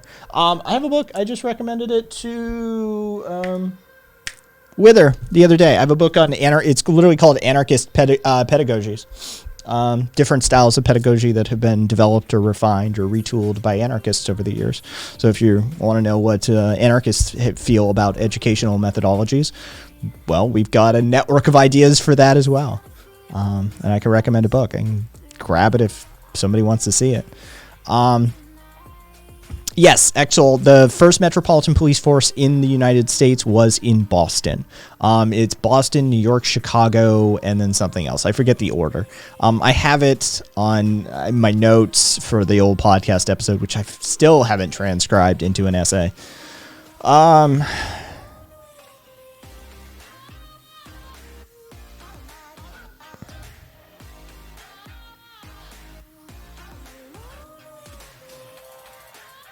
Oh, yeah, Estrella. Yeah, the Mormon missionaries will actually do that. Ninja, God and faith only exist within an anarchist framework as an aspect of individual autonomy. as long as you don't, as long as you do not become authoritative in your religious practices, then generally anarchists don't really give a shit. There have been Christian anarchists. There have been, I mean, this is the thing. Like even St. Francis of Assisi is considered a proto-anarchist of sorts, even. So yeah, generally speaking, anarchists don't really give a shit about faith and religion. It's up to you as a human being to make that decision for yourself. But the instant that your religion or your faith starts interfering with another person's life, this is where an anarchist would take exception. We are very much about that whole individual autonomy thing. So yeah, probably most anarchists would be more comfortable if you don't teach your kids religion either, or you just merely expose them to it and not force it upon them. That's, again, individual autonomy. Even if you are under the age of consent, doesn't really matter, that sort of thing. So yeah, that's sort of where we would stand on it. I hope that answers the question, Ninja. Happy Tyler Durden won. Beg for the fall.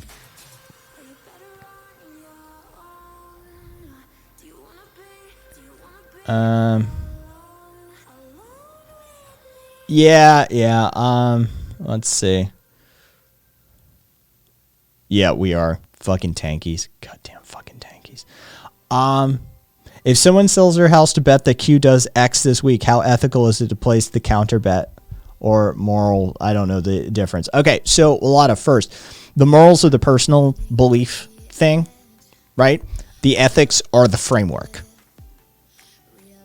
Okay, so you have your overall network of ideas. You have your framework, right? That's your ethics.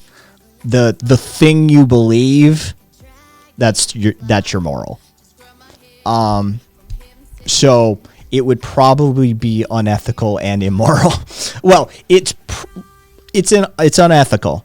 All right, it's unethical. It could be moral depending on how you view things, and depending on your ethical set, I suppose it could also be ethical. This is highly individual dependence. Well, is what I'm trying to what I'm beating around the bush is. It sort of depends on the person and what they believe. Yeah.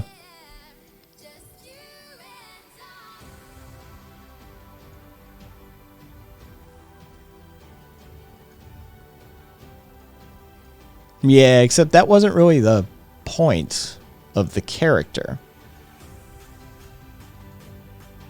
I just, I mean, we even...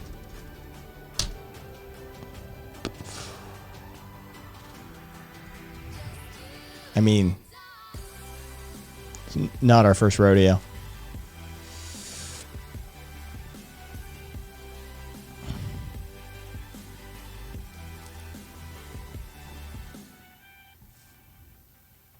Hey, Joe. Oh, Jesus Christ.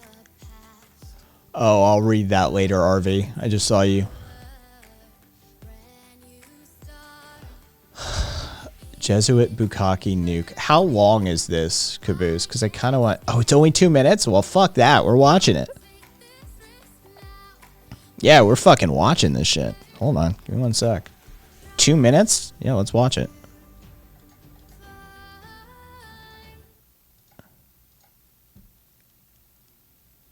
We have an emergency. The Jesuits are about to launch a nuclear bomb that has semen in it that will infect everyone. We need our scientists all over the world to help us stop this bomb. And also, it's going to be like Jesuit Bukkake and a nuclear bomb, and it's headed towards Canada, where Judge Terrance Jenkins is right now. Any scientists out there that can help us stop this bomb, or come up with some sort of spermicide that will counter all the germs that are going to come out of this bomb, contact Judge Terrance Jenkins at Happy birthday, Joe. Judge Terry Jenkins, JudgeTerry at yahoo.com, or Judge Terry Jenkins, or go to Gerard Butler, RARDBUTLERMD @gmail.com. They are going to, the nuclear bomb is headed right towards Canada right now, where Terry Jenkins is. We need scientists and military to intervene. This bomb can,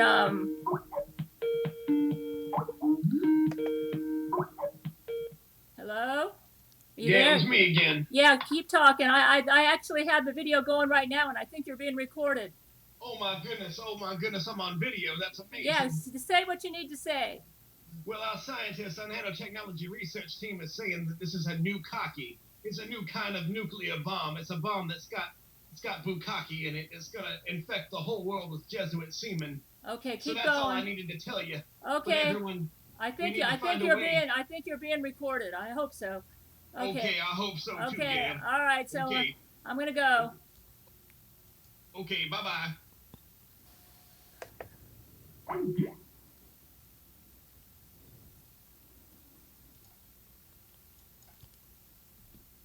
I mean, I feel kind of bad for laughing. She's clearly disturbed. She even had the eye twitch. Did you notice she even had the crazy eye twitch? Like that shit going, right? Like I feel bad about laughing at somebody with a clear mental illness. But it is objectively funny. I'm sorry, that was objectively funny. A Jesuit bukkake, a Jesuit nukkake. Like,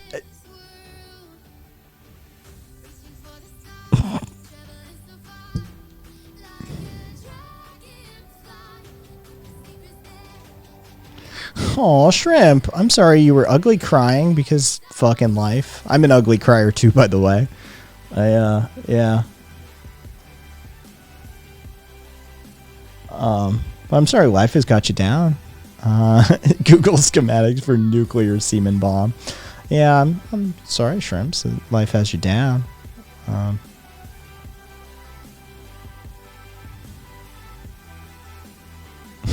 Sweet. Oh. Guys, look, mental illness isn't objectively funny, but that video is, right? Like, I feel bad for laughing at a woman who is clearly, she has something going on, right? There's something there. But I'm sorry, fucking uploading a video of you concerned about a Jesuit launched nuclear semen bomb. Bitch, this shit's funny. That shit's funny. Straight up, no way around it. It's not the illness that's funny. It's the symptoms. I'm going to go complain about this on my Twitter account. Exactly. And that's how you sound, Kaiser. I'm going to go complain about this on my Twitter account. Ugh.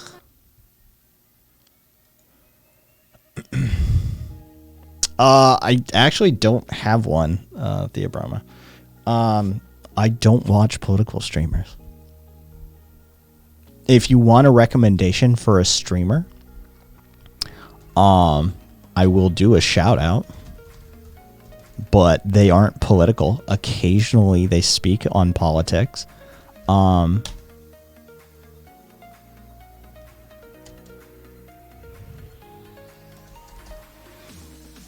But yeah, I don't watch political streamers.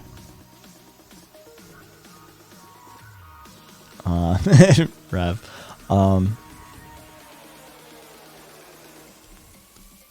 Yeah. I don't. You did, public. I was there for it. I don't know if you caught my message telling you I was going on mobile and I was going on to my alt. I did comment a couple of times on my alt, but I was on mobile for most of it.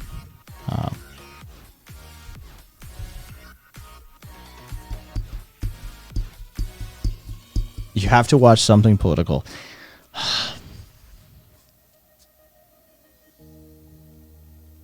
I don't. I really don't. I don't engage in those spaces. Yeah.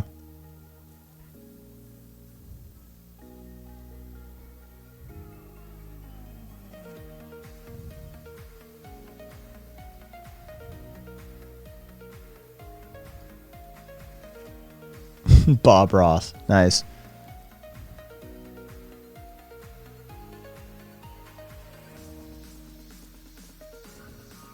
Oh, shrimps. Yeah.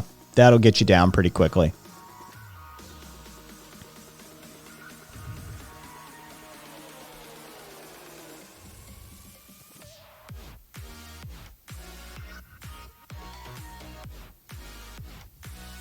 Oh, Theobroma. Yeah. Oh, yeah. Sweet. And all of the episodes of The Joy of Painting are up on YouTube as well. Right? Like it's just straight up accessible. Yeah, it sounds about right. Kaiser's got it. Theobroma, if you want recommendations, Kaiser's got it. You know, me, Curio, Momo, Cat, Rabbit streams from time to time. But and Public, of course, who I already shouted out.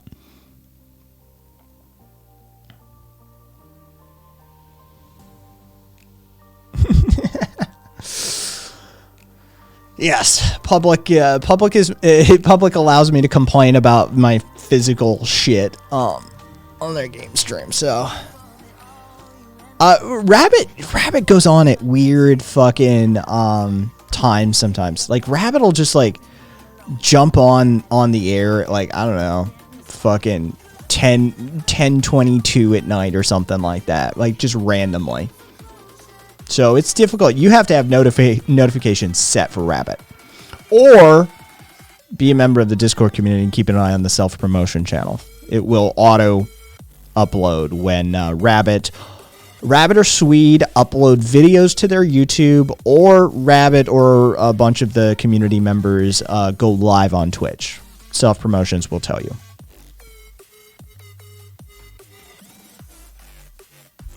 I was really glad you caught the tale of neo-feudalism. Oh, fucking.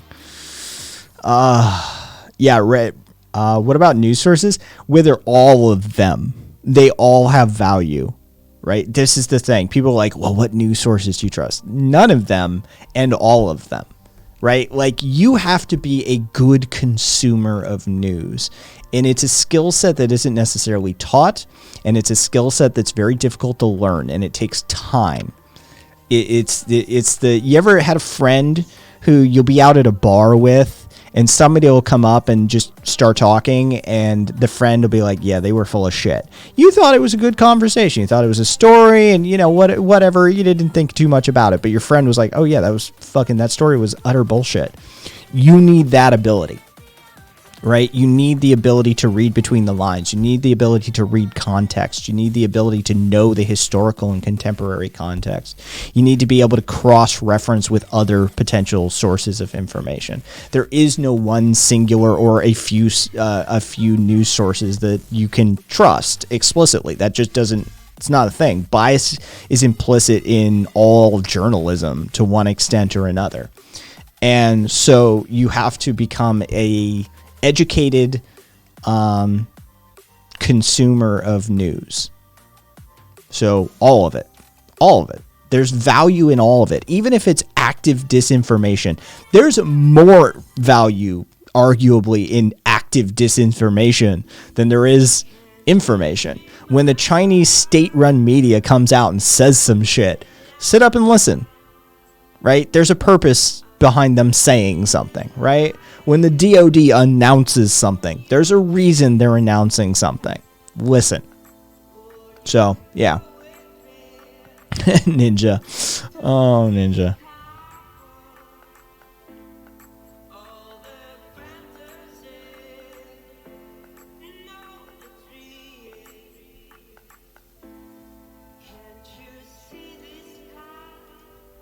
Follow age or following. I think they both work.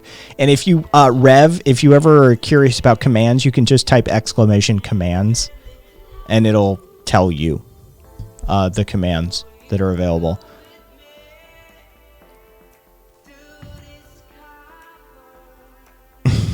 The media tells us who our imperialistic targets are when the IMF or the World Bank come out and tell us who they're lending money to. Yeah.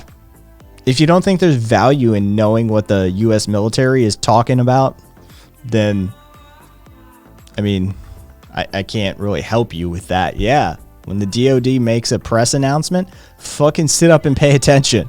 Shit may be going down, right? Like that's, or maybe they're looking to distract you from something else. Either way, dude, that's valuable information. You should be indiscriminate in your information gathering, and you should be discriminate in your information consumption, right? Yeah. There's value from state media. There's value from disinformation campaigns. There's value from trusted journalistic sources over decades. There's value, like, it's all valuable. Either somebody's telling you something you want to hear, or they're telling you something you need to hear, or they're trying to convince you of something that you shouldn't believe. Or, there's value across the board. There are no single set of news sources you should be listening to. You should be listening to them all, even if they're painful, especially if they're painful.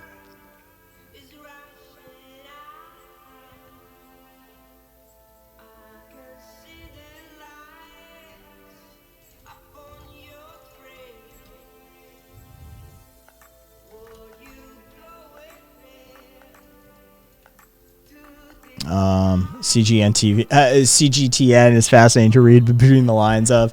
Yeah, CGTN, for those of you who don't know, is the fucking Chinese network. I forget what they're actually called. They used to be called something else, and now they're called CGTN. But it's the cable TV news service out of Beijing. It's basically central Chinese state television.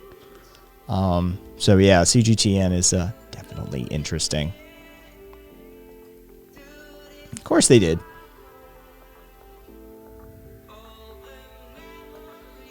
I don't know, Viva. Yeah, that is possible. Rev. Yeah, maybe it doesn't. I'm glad I brought you up to speed.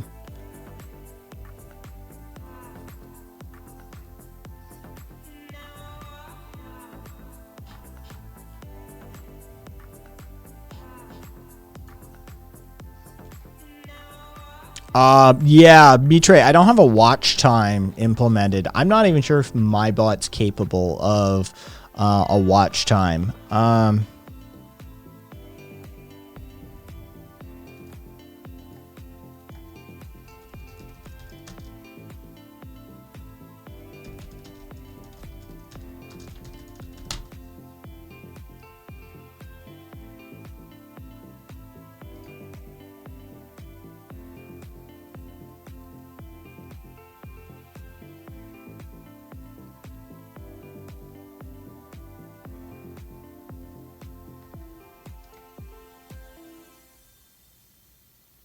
Looks like I may be able to implement it.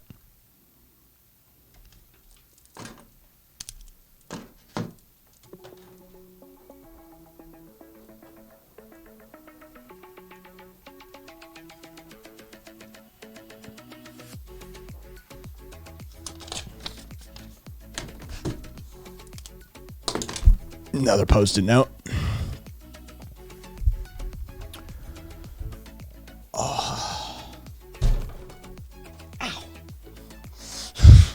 Whoopsie.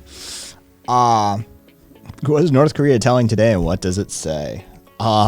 Dude, I watched an economic analysis of North Korea's economy.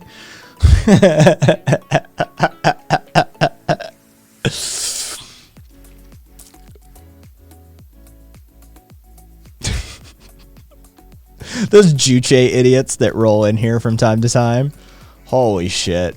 I was thinking of them the entire time I was watching. I'm like, yeah, no, this totally is successful. Yeah, no, this is definitely the way you want to live.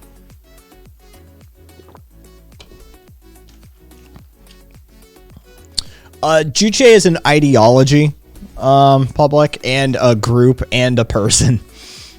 Juche is a person who is kind of an infamous user on Twitch that a lot of political streamers grew to hate very quickly. Juche is also an ideology, It's basically it's the official ideology of North Korea for all intents and purposes.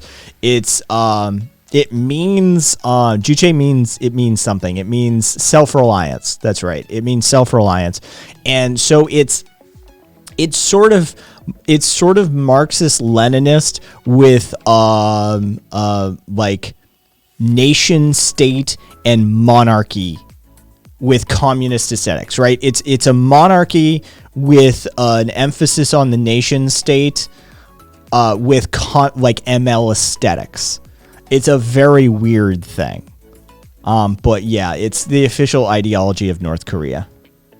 Yes, loser, there are sadly people that stan the DPRK. It's really not socialism though. It really isn't. Like that's the thing. It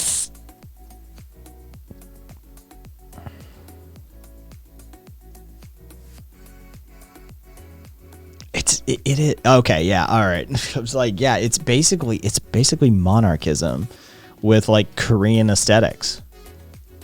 It's fucking goofy as shit. Oh, sweet.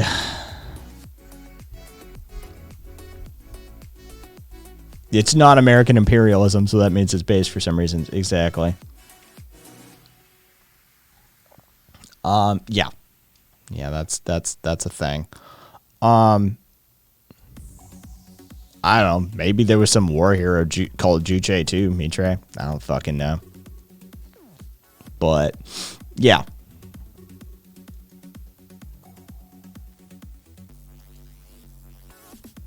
Yeah, to an extent that is fucking terrifying, public.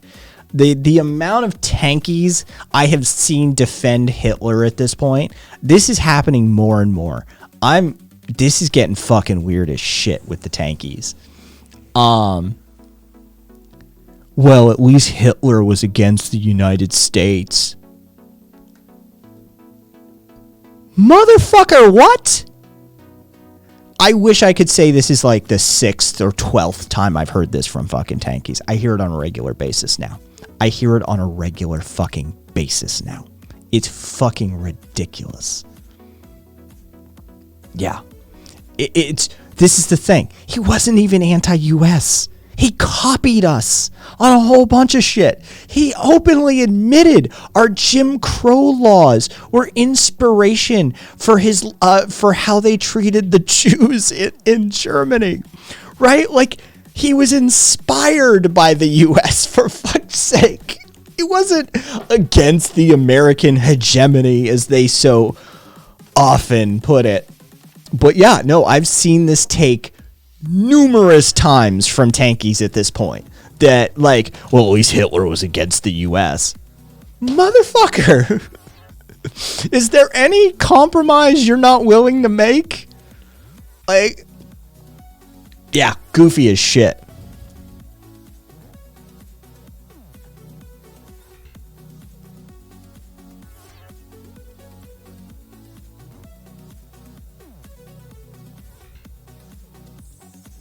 Yeah, Karina, it is. And for those of you, oh, Ninja, we've watched the fucking Nazi rally on this channel in Times Square before. Not Times Square, but Madison Square Garden. Sorry, we've watched that on the air before. Like, yeah, this shit happened. Just FYI, you know, there was a multi-thousand person strong Nazi rally in Madison Square Garden. That shit happened, and there's video of it.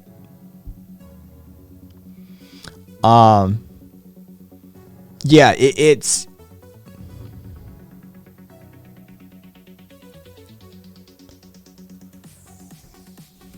it really is though. This is what I try and teach people. You know, one of the many things. There's less distance from you on the left to the people on the right, or vice versa, than there is on the authoritarian libertarian axis. This is what it's about. Yeah. Okay, maybe I disagree with fucking Ayn Rand objectivism asshole neolibertarian fucking douchebag over on the alt-right, right? Maybe we disagree, like vehemently disagree. But as long as he maintains that it is not his place to put a gun in my face and order me to do something, we can work together. We can find solutions that we can both live with. It's the authoritarian versus libertarian axis that, quite frankly, is the defining axis for our time.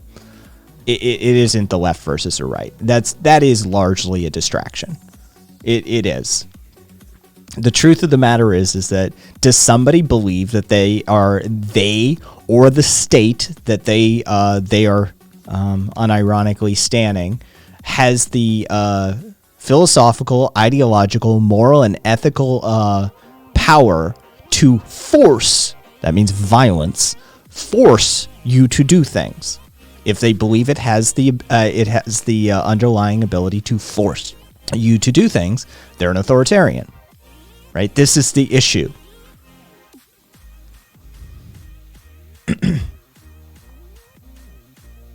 Oh, yeah, that'll happen. Yeah, that'll happen. If you do have buffering, if you have those issues, force quit the app, control F5 if you're on a keyboard. I don't know what command F5 maybe on a Mac. I don't fucking know. Either way, those usually resolve as a result of that.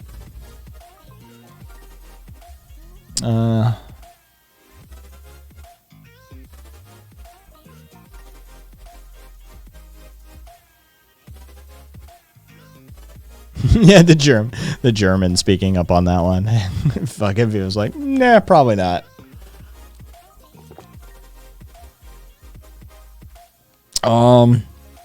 Yeah, I'm not dropping any frames on this side, so yeah, whatever's happening, it's happening from Twitch to you. So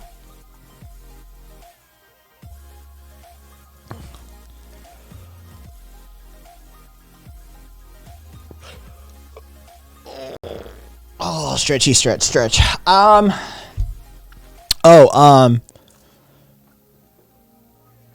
And if you're new to the community, just FYI, Friday nights on Discord, which is tonight, we do Bad Movie Night.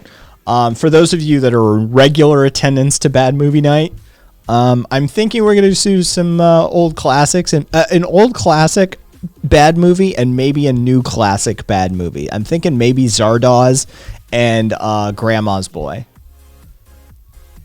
Like, Grandma's Boy is entertaining as fuck, but it's a terrible movie.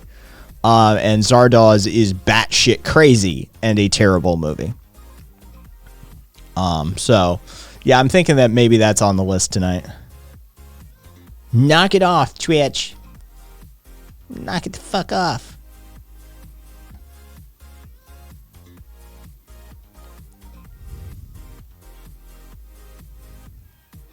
In fact, Rev, one of the reasons that Dearborn, Michigan has such public, yes, it's Friday.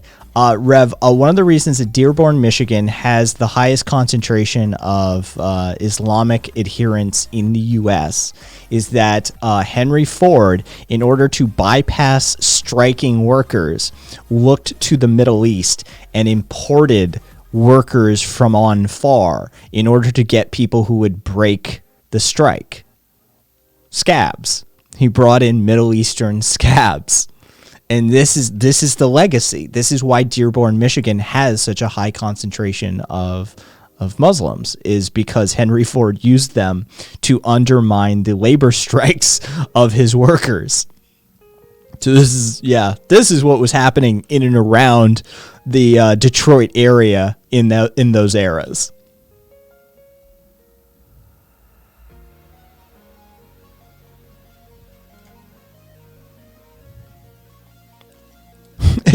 Rev, it's fucking kind of glad I can't stream tonight then. Hey, well, public, fucking, you're always welcome. They took a random American and plopped them into your ideal society. What would they be most shocked about? That we're not all wearing balaclavas and busy throwing stones and Molotovs through Starbucks windows? Honestly, I know that sounds glib, but given the 100 plus 120 year propaganda campaign that has been waged against anarchists in Western society, I sincerely believe that most modern Americans probably would be shocked that in an anarchistically run society, we're not all running around with fucking balaclavas on, smashing up Starbucks windows. One, we probably wouldn't have Starbucks, but two, really not a need for the balaclava at that point, is there? I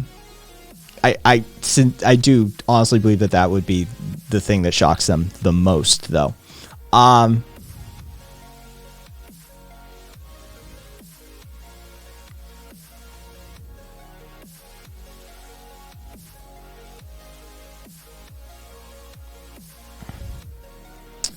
And let's see, what would, as far as the degree to which an anarchistically organized society is organized, probably would shock them, Theobroma. A lot of people, oh yeah, Casual, for sure, they blamed the fucking immigrants rather than the capitalist douchebag that brought them in. I think that's that would catch them off guard. A lot of people have been indoctrinated to the idea that anarchism or anarchy means chaos, right? Colloquially, maybe it does, but prescriptively, it does not. And so, yeah, I think they would be shocked by the amount of organization that would be present. That would definitely catch them off guard. Day-to-day life, more downtime, more freedom, less micromanagers, less mini Hitlers, right?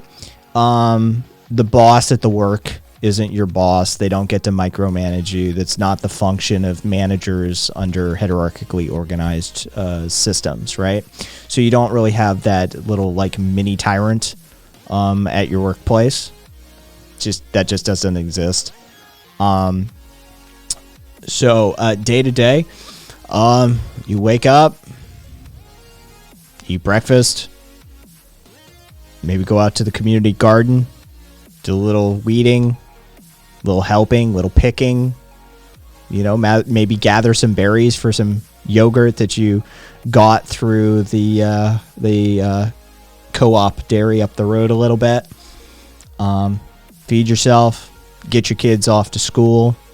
Kids go to, there's a variety of anarchist pedagogy styles out there, but, it would be a well-funded, community-operated school. You would go to a worker organized and run cooperative, more than likely. So your job, as it were, would be, you would have profit sharing. Like you would, there would be, I say profit sharing, there's no, the concept, you would be invested in the business, right? Like this is the thing. You would be directly invested in this business because the business would feed back into you and the local community rather than some random capitalist miles and miles away, right? So you would be more heavily invested in the business. You would probably have some level of functionary, depending on the day, maybe not every day, but maybe once a week, maybe a couple of days a month. You would have organizational meetings that you might have to participate in to keep the overall organizational structure of the cooperative going. You would pick your kids up from school. You would have dinner with your partner and your children or whatever, from locally sourced, cooperatively grown foodstuffs. That was, like I said, it's going to be local and it's going to be that sort of, well done. It's honestly not hugely different other than the elimination of all of those micro tyrants. That's where all of the things start to shift. That's where the tonality comes from. Also, it requires you to be far more involved in your community. Your day-to-day may not look that different, but there are marked differences on certain days because anarchism requires an educated, directed populace, right? You have to be educated on these topics. You have to be involved in your community. You have to know your neighbors. You have to know the topics of the day. You have to know what is the pressing issue for our community, and you have to be active. You have to be involved in it because it relies upon that level of direct democracy and ideally consensus decision making. So those sorts of aspects of it are going to be forefront on some days. For sure. I wouldn't be fired for telling an annoying customer off. So I couldn't be fired for wearing an ugly sweater. No, you could not be fired for wearing an ugly sweater. And the likelihood of you getting fired for telling an annoying customer off probably wouldn't happen because most of your fellow coworkers would be like, "Man, I was gonna do it yesterday. I couldn't do it. I couldn't do it, man. I feel you on this one." Like, we can't make a policy of this, right? We all agree. We can't make a policy of this, but I mean, he had it coming, you know? So, yeah, no.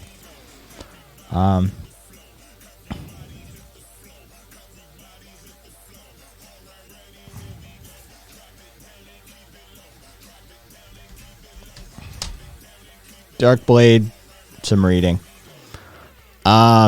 What are the incentives to not be a slacker at work? Would it be anything beyond your coworkers frowning at you? I mean, yeah, there are ways to remove people from positions, Theobroma. But I don't know if you've ever run your own business. It's the same sort of thing. When you're working for yourself and you see the fruits of your labor, you tend not to slack off, right? Like that's the thing. There is an inbuilt incentive there.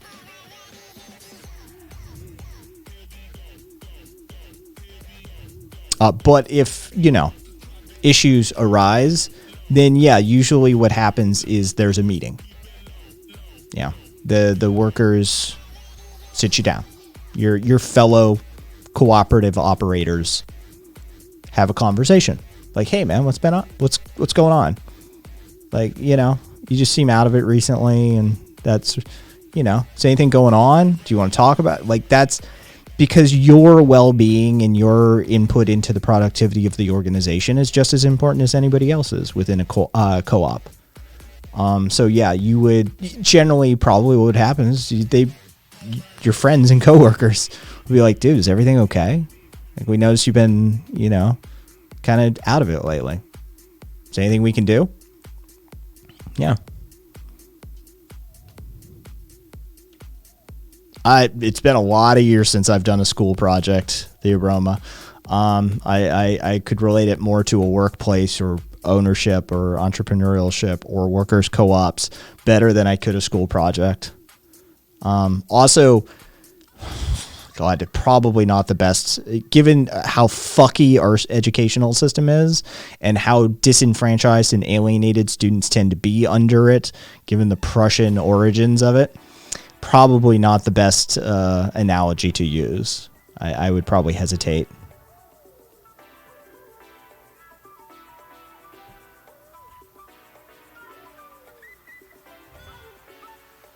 Would be less annoying customers, though. Depends what you're going for. Exol. Power relations, interlocking needs and wants tends to be really powerful. Generally, no community is an island. So you would be reliant upon your neighbors and their goodwill. So that goes a very long ways to establishing relationships. And then basically, an individual and a community both have the right to self-defense. So if you begin oppressing a neighboring community, they have the right to defend themselves from that oppression.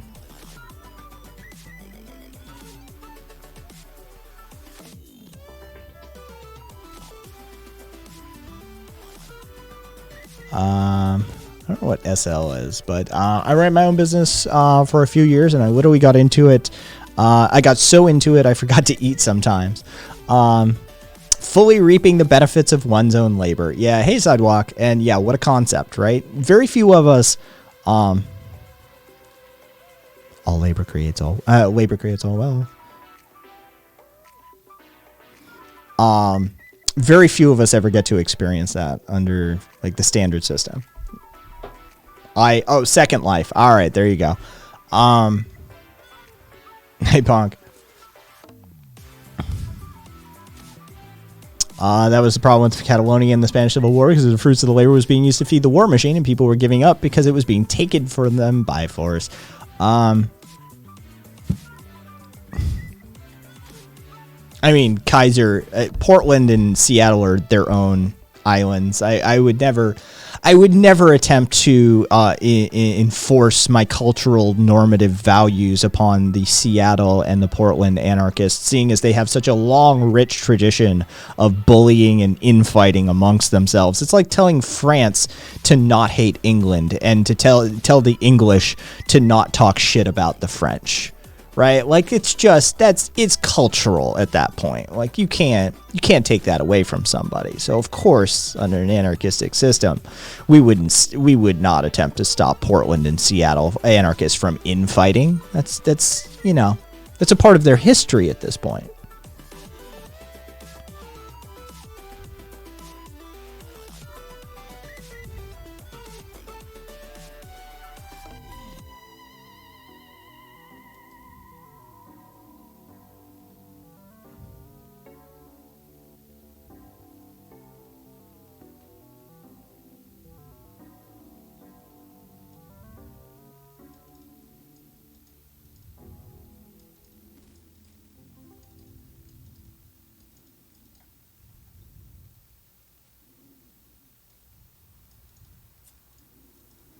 Long story short, long story short, contract mutual agreements and interlocking reciprocal free association. I know it's like I just said a bunch of jargon and shit, right? Basically, the way you keep communities from dominating one another is 1, an educated populace, 2, interlocking needs. You'd be surprised, right? When you need someone, you'd be surprised how far that goes. And if you're thinking like, well, our system needs the workers, but look how fucking trampled they. Yeah. See, this is the thing. Our system is literally rigged against the workers to start with. The underpinning of the system is designed to take advantage of them. An anarchistically organized system is designed from the ground up to empower from the ground up. So yeah, what you do is you interlock this is Foucault again. Again, you're probably going to need to read some Foucault. This is about reciprocal free associations of the power dynamic analysis that arises from that. But there are ways to establish mutual necessity from one another, from fellow communities. And doing so gives rise to a whole host of behaviors. Also, once you start dialing back the hyper-individualism that is ever so present and prevalent within, let's call it liberal hyper-capitalism, for all intents and purposes. Once you start dialing back the hyper-individualism that is so prevalent in that system, what you find through psychological study and analysis time and time again is that the more communalistic a society is, the more empathetic they tend to be in their responses to things. And so if you're, and once you start to understand, as an Irishman, fuck the English, once you have to start to understand how empathy gets projected in depth and in circles, then you start to understand that your neighboring community is one of the least likely ones that you would actually do that to under that sort of system. It takes advantage of a number of human psychological factors as well as some basic market principles.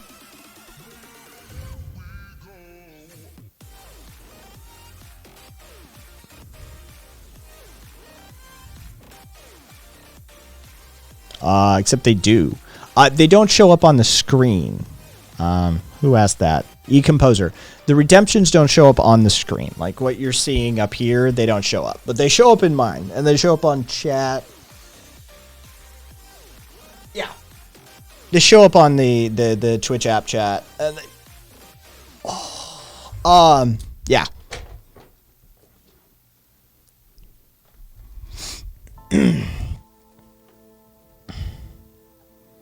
English talked a lot of shit about the French for having been conquered by them.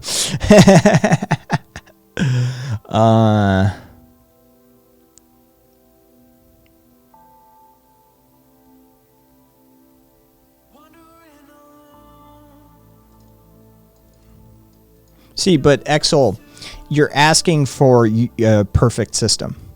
There exists no perfect system, right? All we can do is establish a more equitable system to start with, and a system that takes into account the human nature, the Lord Acton rule: power tends to corrupt power. Absolute power corrupts absolutely, right? The only thing you can do is empower the base level of people and create a system that is not fundamentally founded upon hierarchies. That way, that base level of people is the level, right? So you always have a methodology for implementing change at a ground level utilizing that system. Your problem with that system, like whatever community has more strength, fair, interlocking, monopoly of violence, that's just a human problem. There hasn't been a resolution to that yet. There is no perfect system because a perfect human being doesn't exist. The best we can do is make strides in a direction, right? So that's what I would tell you, is that capitalism takes advantage of that. Communism takes advantage of that. Anarchism at least attempts to address it and mitigate it. That's better than literally using it as a fundamental driving mechanism within your society. Yeah. Or as I like to say, don't get lost in the pursuit of perfection. But yeah. Yeah, you got it, Exel. Like that's just a human thing at that point. Like that there's no system that anybody can implement that can fix that whole cloth. It's just the way it works. Let me know when you develop the perfect human being, though. I'll be interested in hearing about it.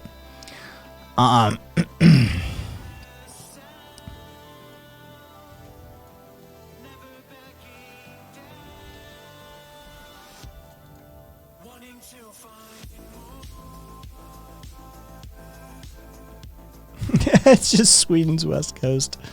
Hey, Kat.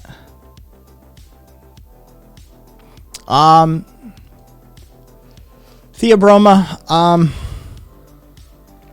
I could point you to Puerto Real in Spain, where the anarcho-syndicalists, which, by the way, Swede is an anarcho-syndicalist. I would advocate for anarcho-syndicalism as a step in the direction, but generally speaking, what I am is a post-left, post-anarchist, right? Don't worry about it. We don't need to get into it. It's a bunch of fucking theory jargon that doesn't need explaining at this time, right?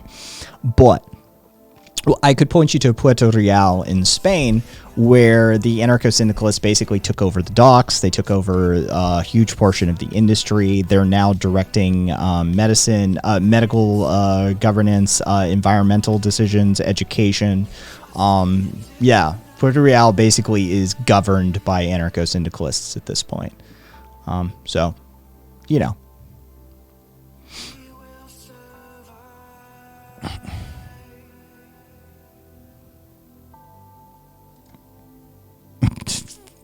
Patriot.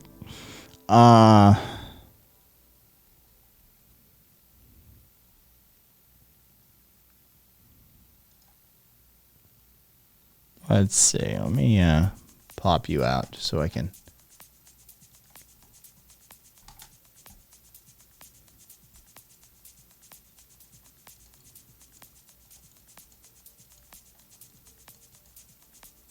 Oh, I remember you now. You're okay. Yes.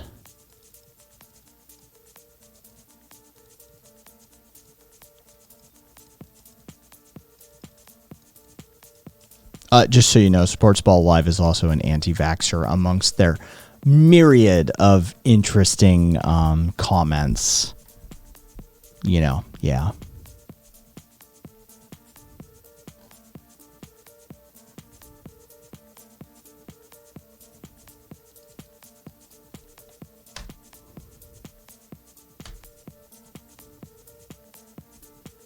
I love that they're tagging themselves too. That's fucking brilliant. Theobroma. Every time I look at your name, I think Theobromine. Thank you for the follow. Guess I earned it, right?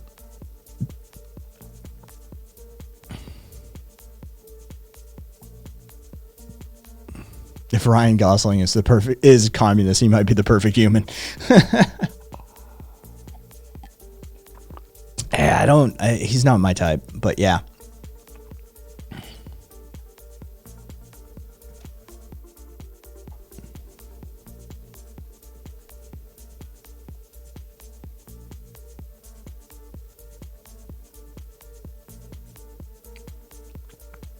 Catch you later, Theobroma.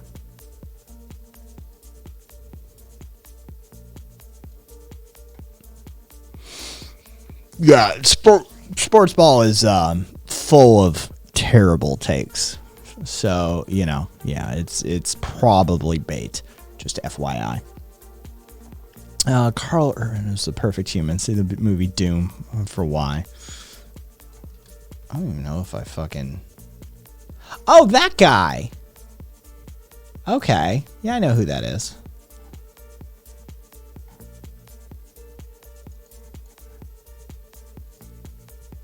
Hey, Chris. I'm, middling. Holy shit, did I get a sweat on today, though? Yeah, I still haven't read that shit that RV posted. Cat, what's...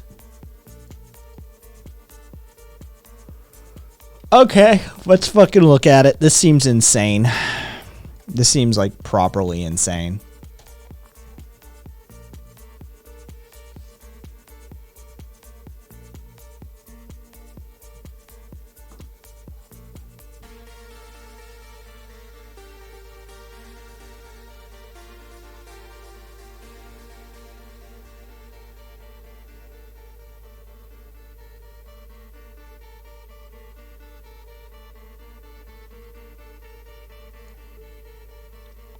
Oh.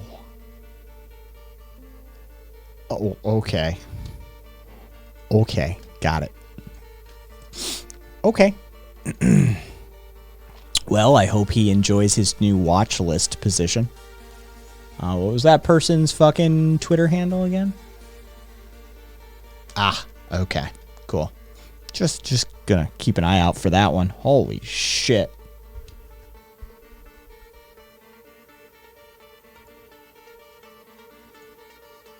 Hey, there it is. By the way, the account was created like 30 minutes ago. Yeah, 30 minutes ago. Sorry, there we go.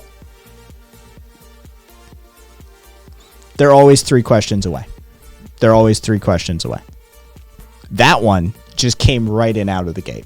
Mask off.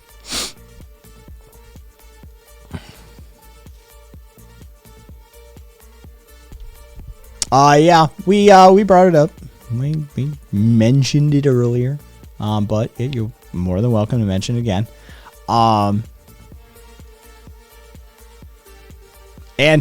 also, that one is 16 minutes old. Just FYI.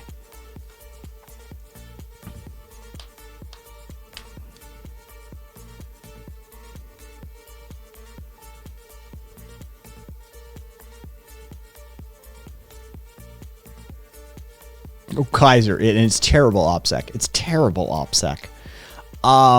Yes, Wendy, please enlighten us. Please enlighten us, Wendy.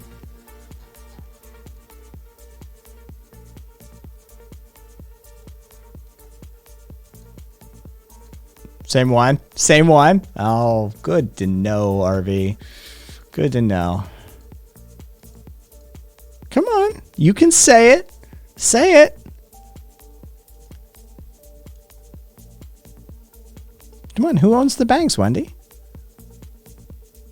I mean...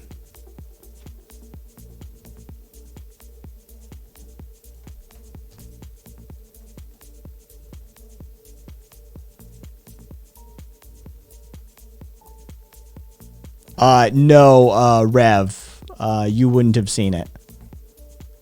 It's isolated. Is it the Albanians controlling the banks? Does Bezos own a bank? Actually, he probably does at this point. I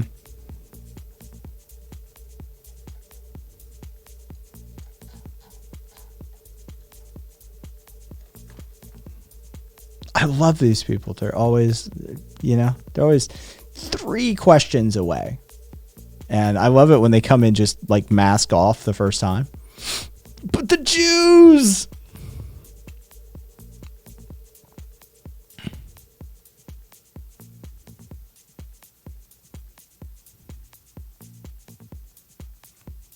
Yeah, do Vanguard funds own the banks through their index funds?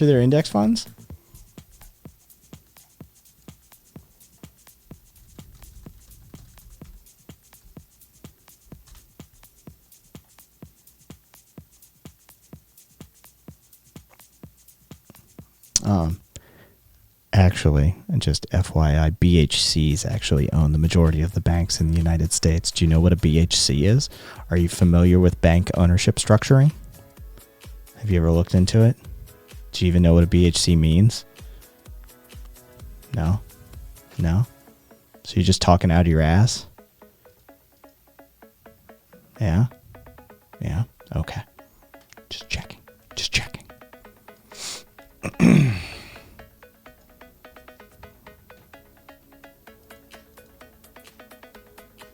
Just fucking Yazidis.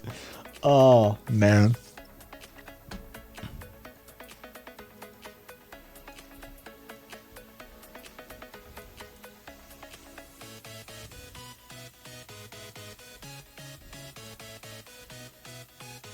Pepperidge Farms, exactly. Dude, don't really know. 100%. 100%. You just fucking nailed it on the head. That's the actual grand conspiracy. Pepperidge Farms actually owns it all.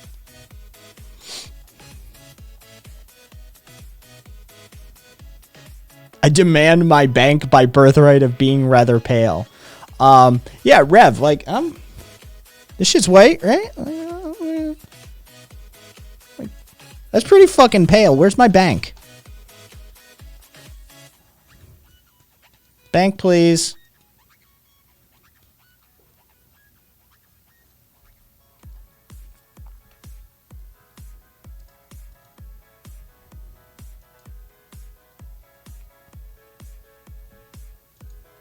Yeah, seems like it, RV.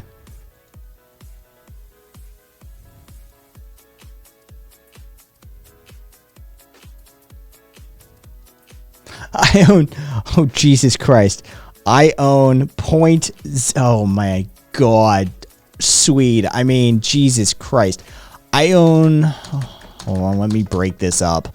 I own 0.0000000004% of U.S. Bank Corp North America. Jesus, Swede. It's a bank holding company or a bank holding corporation, Rev, but generally bank holding company.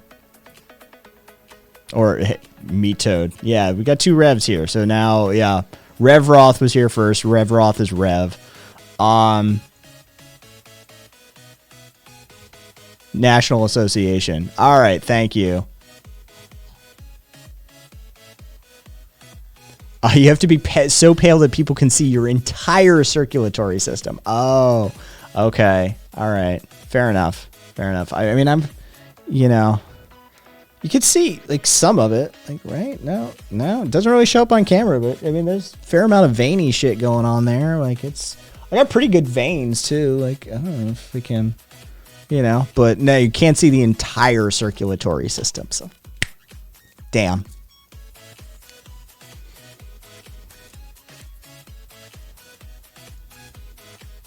Who would have thought that bank holding companies own the banks? I know, right? Crazy. Some banks own each other. Yeah. Damn, the old one drop roll.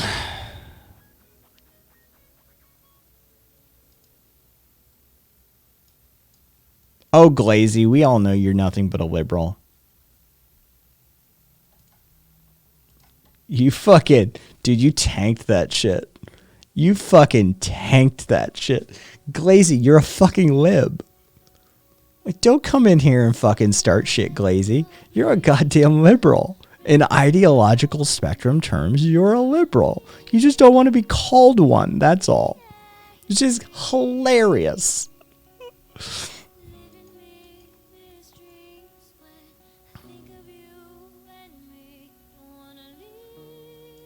Ugh.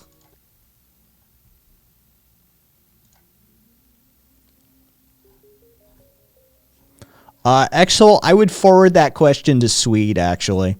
Swede, is there an argument to be made that some banks are partly owned by the federal government due to the way that the Fed is structured? Swede, I would forward that question to you no matter what.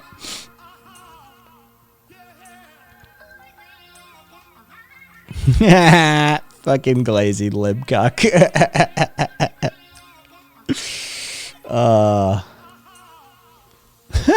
Nonsense likes being a huffer.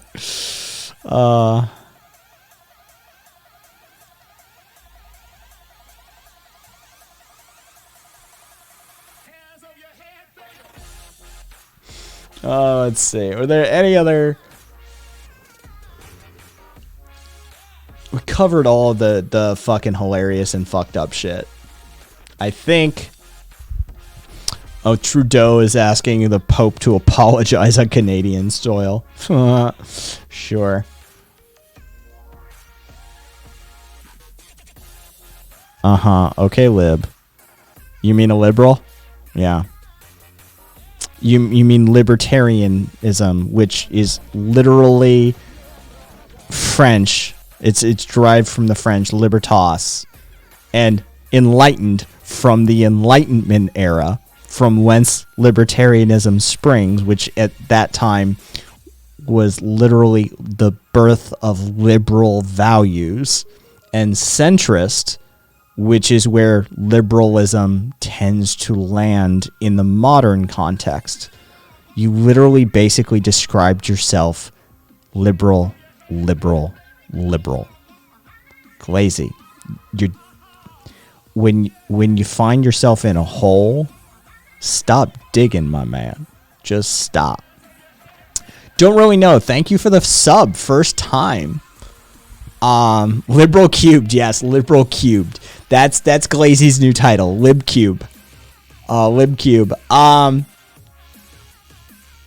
And don't really know. Thank you for the subscription. Welcome to the community. If you want the Discord server, !Discord, or the links down below too. We do stuff as a community over there.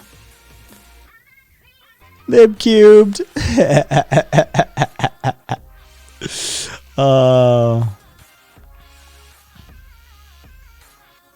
Okay, so Exol, you're getting. Yeah. Okay, so you see. All right, cool. I just want to make sure Exol got noticed that Swede was responding. The Dark Side of Liberalism 5-part miniseries. No, Swede, no. Did you watch the keynote conference for the Oracle Developer Conference? Right? Like, why are you asking me whether I watched shit from your industry or not? Man, no. This is why I have you, Swede. Was there anything out of the Jerome Powell press conference that I should be aware of? Watch the fucking Jerome Powell press conference. Fucking A, Swede.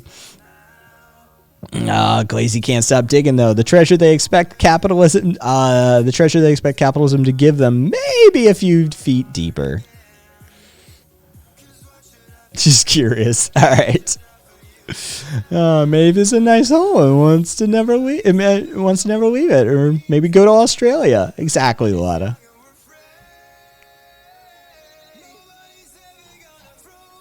Fuck. I'm still laughing internally at liberals believe in private property. Property ownership is fundamental to liberalism. That's right up your alley, Glazy. I'm still chuckling at the IKEA store shit.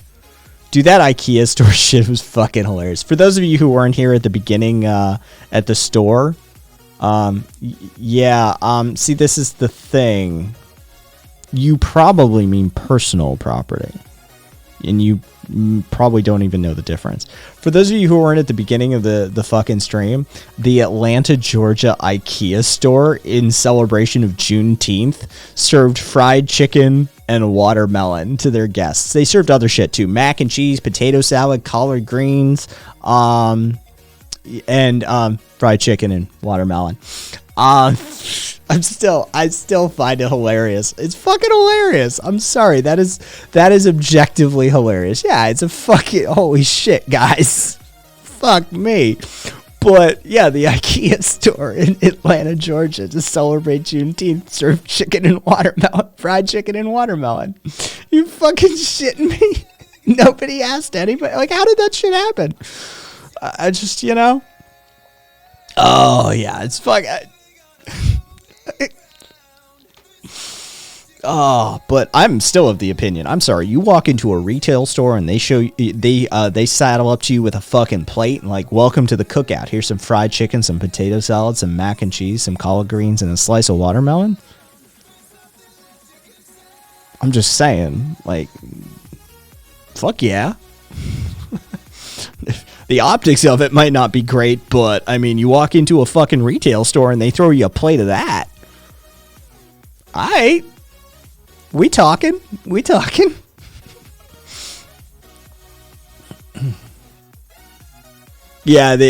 Amazon warehouse gave fried chicken and biscuits and shitty versions of that. I bet the IKEA stuff was good.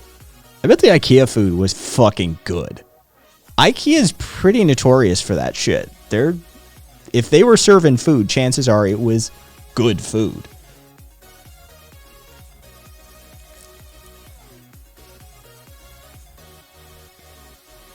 Oh, Chutoy, we had the watermelon debate earlier. Some people really don't like fucking watermelon.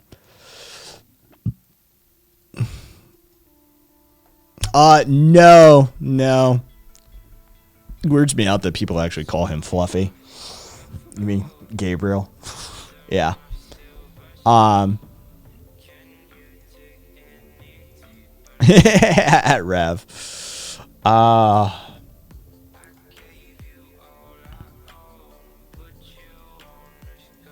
There was no IKEA food during the early quarantine lockdown. Ooh, IKEA's veggie hot dogs are so good with sauerkraut, and they're only $1.50. Yeah, no, I've look, I don't eat outside food, but I hear good things about IKEA's food. Like it's a point of pride for them as an organization. So yeah.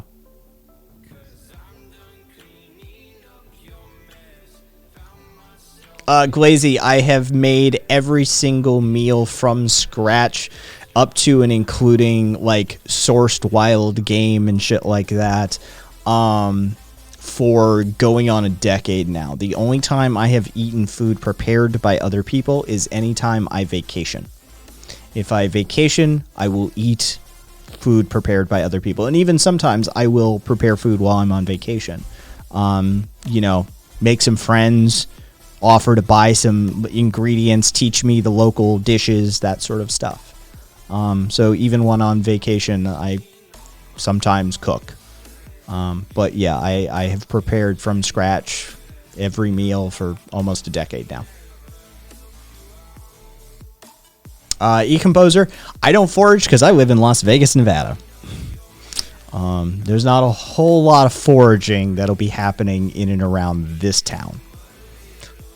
I wish I were back east again, or some other location where that actually was a viable option. I would, but yeah, about the only thing I could forage out of this area would be rosemary. We like to plant a lot of rosemary bushes around these parts. They're actually super drought tolerant.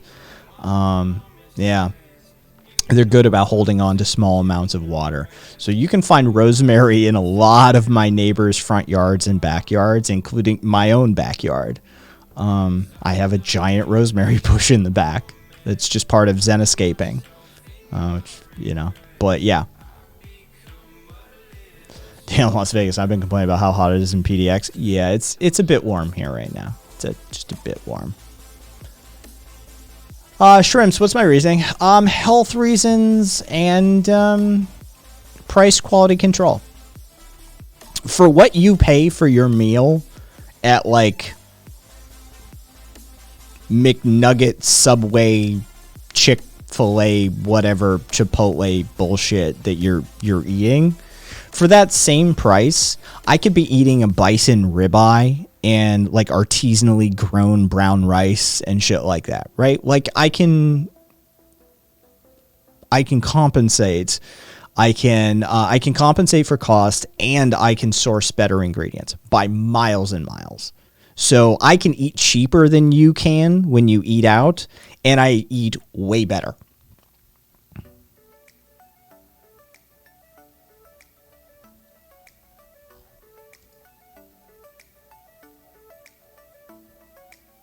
We have mint and basil going. Hey, those are useful. Tumbleweeds are food. Yeah, exactly.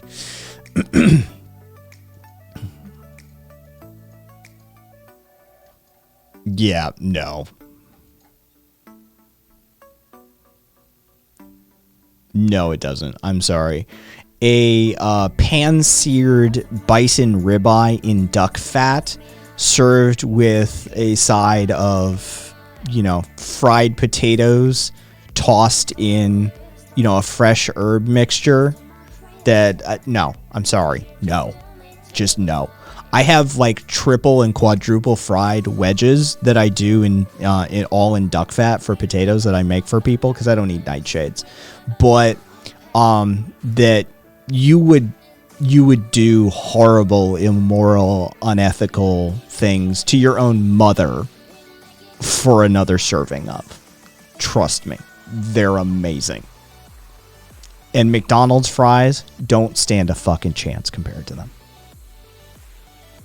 I can make a meal that will kick the ever-loving fuck out of anything McDonald's has to serve. Up to and including their sauces, which for a lot of people I know is like the make or break. Yeah. Sorry. Just the truth. McDonald's is not food. I'm in that category, Chris. I'm in that category. I don't think it is food. I don't qualify it as food. No. Glazy, you're like 12, right? There is a time when you have to grow the fuck up and like develop an adult palate. Right? Like that's, I'm sorry. Like Big Mac and fries is one of the best meals on the planet. Have you ever had meals on this planet? A fresh bowl of pho prepared by you know, a Thai immigrant or a Thai national? Fuck you, right? Filipino lechon or sisig?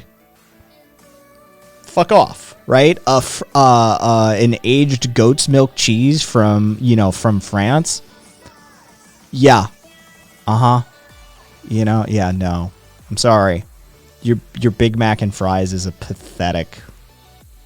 It's just I don't even have a follow-up noun for that. It's just pathetic. It's a sad excuse for a hamburger even. Like, do you realize how much better of a fucking burger you can make than a Big Mac? All you're after is a couple of flavor profiles. You're after the pickles, you're after the Thousand Island dressing, and you're after the cheap cheese flavor in combination with some raw onions and lettuce. That's it. That's basically all you taste on a fucking Big Mac. It's a little bit of texture and some flavor.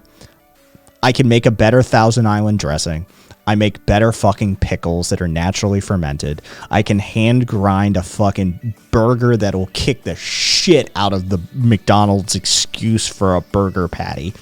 And you can hand make a brioche bun that will be miles ahead of that sad excuse for bread that McDonald's serves you. Yeah. Like, it's an inferior product. It just is.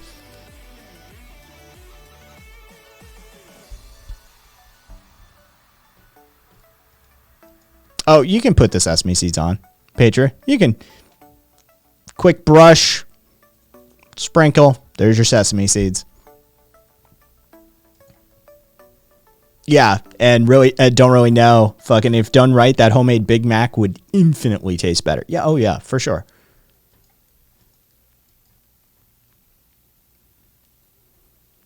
You must be amazing to be around, Glazy. The shitty Northeast.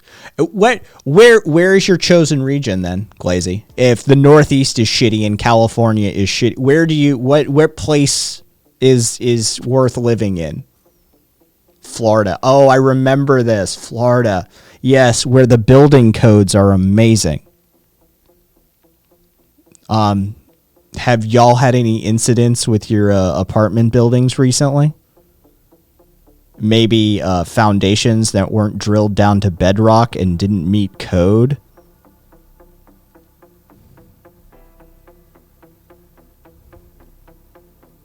That they knew about? The foundation was settling for decades on? Any of that recently? Or a governor that is looking for literal legal control over what professor's political ideology is? Well, yeah, that's going great.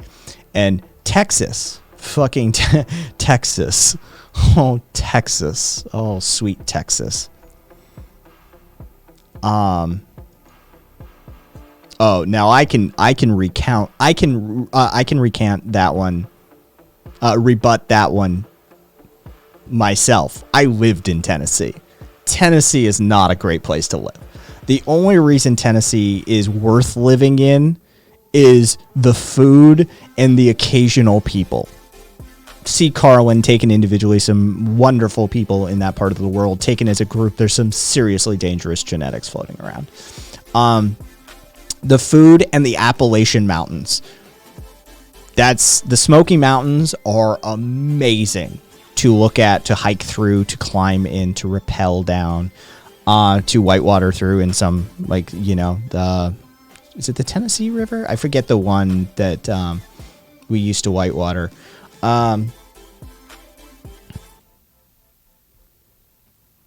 Memphis barbecue.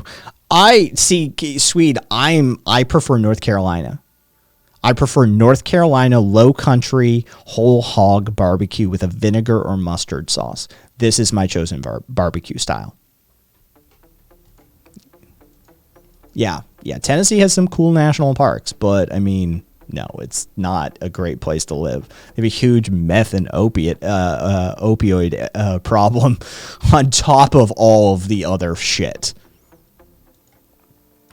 You're a vinegar guy like me. Yep.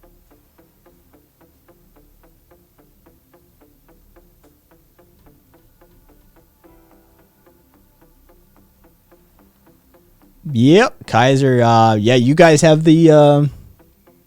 What do you call it? It's got a nickname. It's the mycelial mat that extends out through the forest for miles. But you guys nicknamed it. What's it called? I always forget. It's got some fucking nickname that you guys gave it.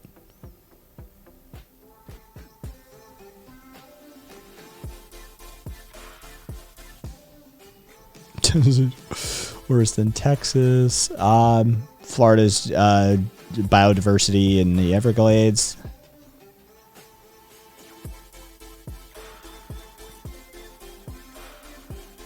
Caboose. It's not even worth it, Kaiser.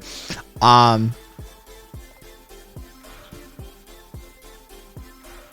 mean,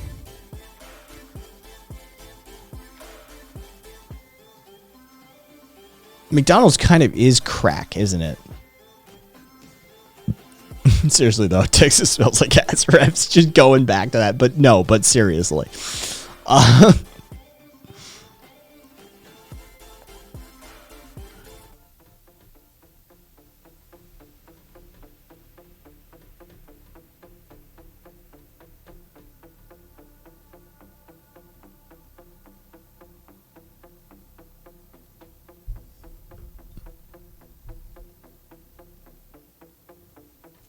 Yeah, sweet. I'm in that camp too. I'm not a fan of Texas barbecue. I'm not. Look, I mean, there's room for a good peppered, like, mesquite smoked brisket.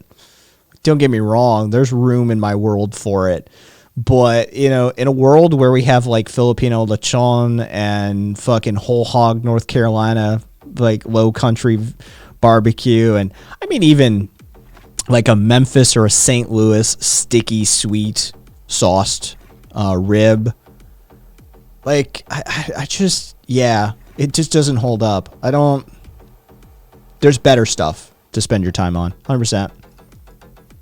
Yeah, yep, there it is. I don't enjoy crunching on peppercorns raw, which is what Texas barbecue is. Dude, they do a heavy peppercorn rub on it, for sure.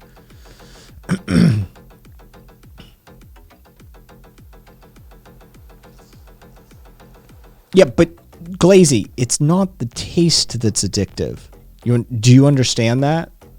It isn't literally the taste that's addictive. It's the biochemical reaction. It's the psychopharmacological reaction that you are having to the ingredients, to the high fat, high sugar, high salt content of the meal. The flavor profile is rudimentary and basic. It isn't the flavor of the dish that is so addictive. It's the chemical components of the dish that are so addictive.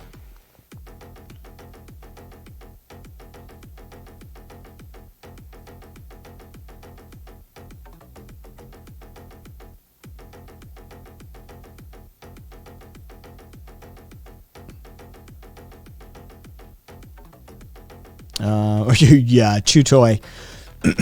I hope we get to there. Yeah, McDonald's is awful, even if it gives you happy chemicals for a moment. I sincerely think if I ate McDonald's today, it might kill me. I'm seriously, like, it could fuck me up. I've been eating clean and living clean for so many years now, and I only had a few years of change in there anyway. Like, I grew up with many acres of organic gardens and greenhouse and that sort of stuff in Vermont. I grew up eating that sort of stuff, and then when we moved to the South, things changed, and then, you know, as a teenager in the Southwest and stuff like that. But then I came back. I'd say maybe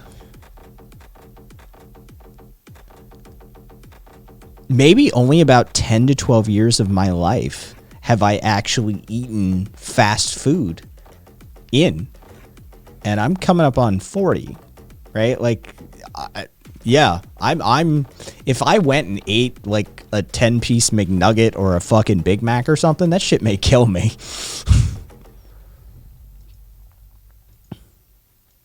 Should have been eating shittier to strengthen your intestines. Besides, I wouldn't go to McDonald's. I'd go to In-N-Out. Hey, Trifilium. Yeah, if I wanted to fall off the wagon, as it were, I'd go to fucking In-N-Out. Double animal style with animal style fries on the side. There you go. That's what I'd be getting. I wouldn't go to fucking McDonald's. Arby's horsey sauce. If you lived in the Appalachians, I lived in Northeast Tennessee. If you know the Tri-Cities, I lived in one of them. Do you have any stories or thoughts on the lore? Like, oh god. No, I don't have any stories or thoughts. Here is the In-N-Out doesn't exist here due to their strict rules about meat sourcing. Here is the long and short of it. All right. I grew up in the wilds of Vermont. We literally owned the top of a mountain. Yes, I know how that sounds. We literally owned the top of a mountain. I grew up in rural Vermont, right? I lived in and around rural areas of Tennessee, and I've lived in the middle of the desert in both Arizona and tramped traipsed all around fucking Nevada at this point, right?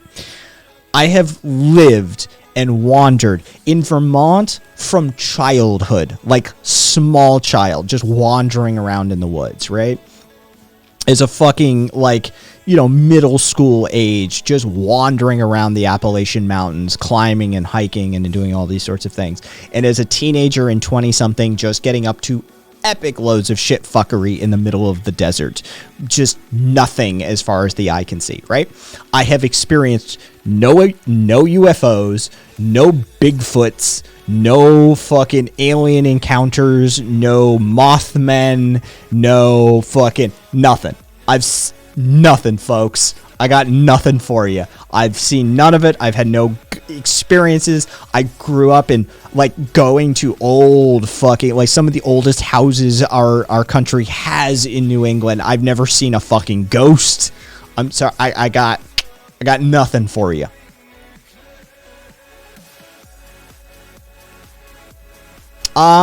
I have found a pair of stairs in the middle of the desert, which isn't that uncommon, honestly.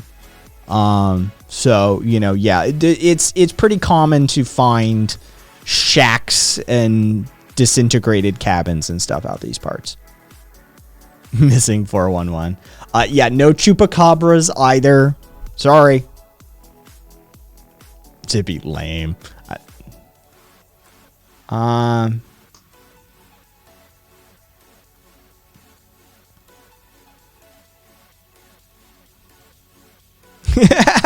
Chew toy. That face when you go to the woods and give a Bigfoot mating call and no 8-foot ape comes running out of the woods after you with a big floppy dong. Why even live?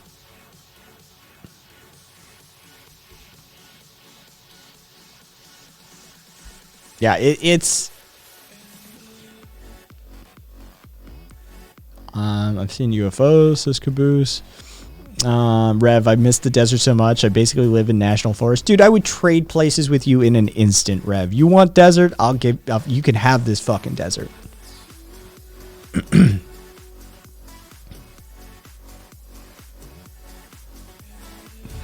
Duffy. Jesus Christ. All right, Karina. Gotcha. Zippy, that's the thing, is it's like... math tells me there's extraterrestrial life has to exist. The numbers are just too staggering to deal with, right? Has to be out there somewhere. As for whether it's visited us, that shit's up for debate. As for my own personal experiences, yeah, I got nothing. And I've been, like, from childhood up, exposed to some of the most classical settings for having those experiences. Nothing. I got nothing.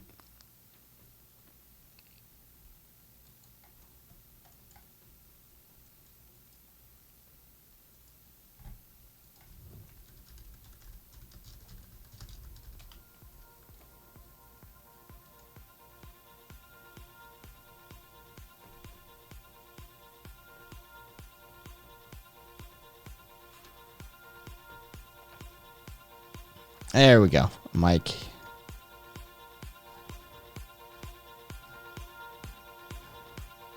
Oops. Yeah.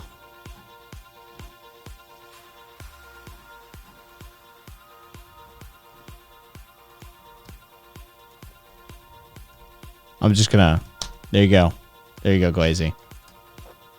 From a photographer.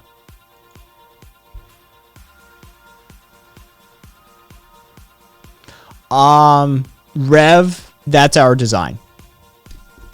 We've been working on triangular craft in this country for ages. Chances are he probably saw one iteration of the stealth bomber.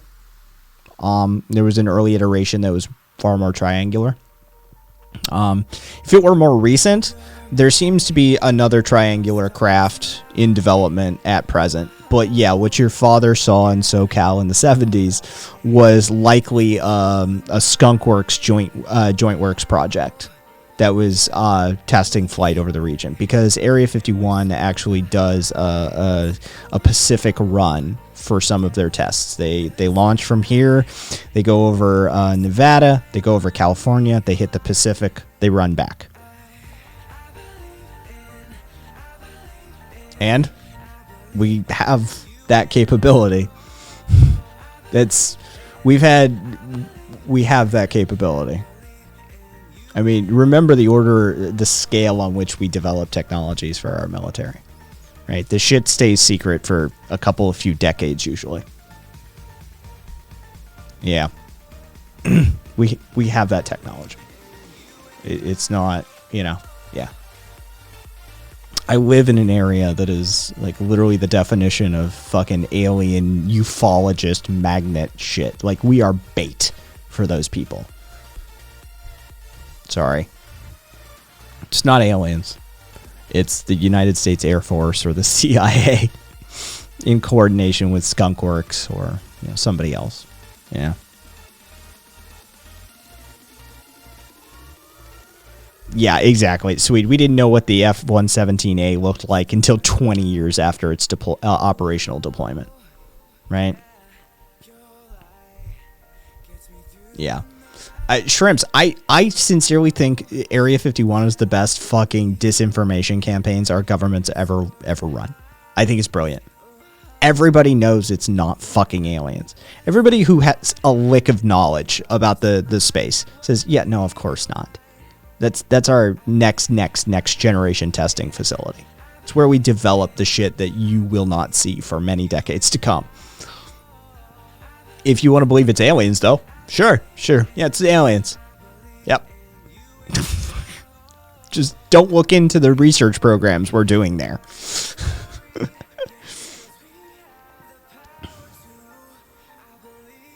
Yeah. Oh, yeah, Caboose.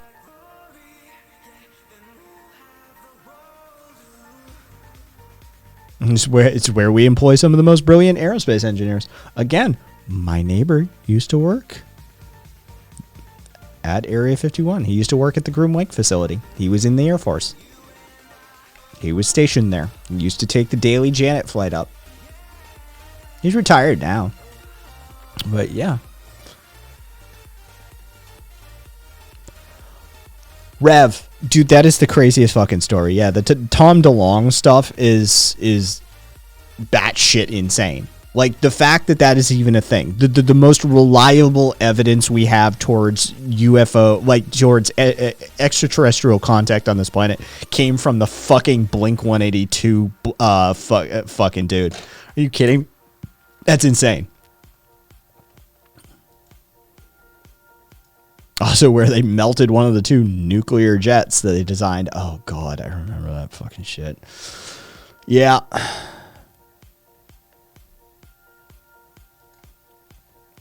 No, I know, Rev. I know. Trust me, I know of the saga. It's absolutely crazy as fuck. All right, so it is 8:49. Caboose. Oh, Caboose. I'm going to put it on screen.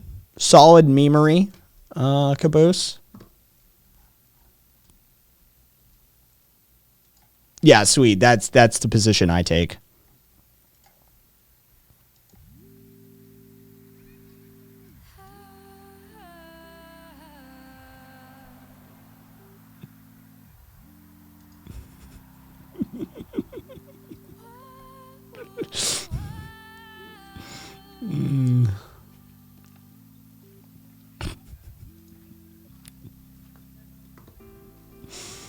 Oh. The life of a libcube is rough. Oh, man, Glazy, you fucking dug yourself a hole, man. You're the world's first liberal cubed. It's just, like, literally, there had to be new terminology created to encapsulate how much of a liberal you are.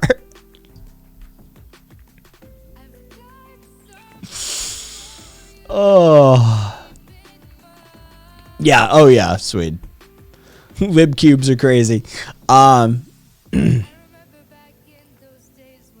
Yeah. Libs are frustrating. Oh.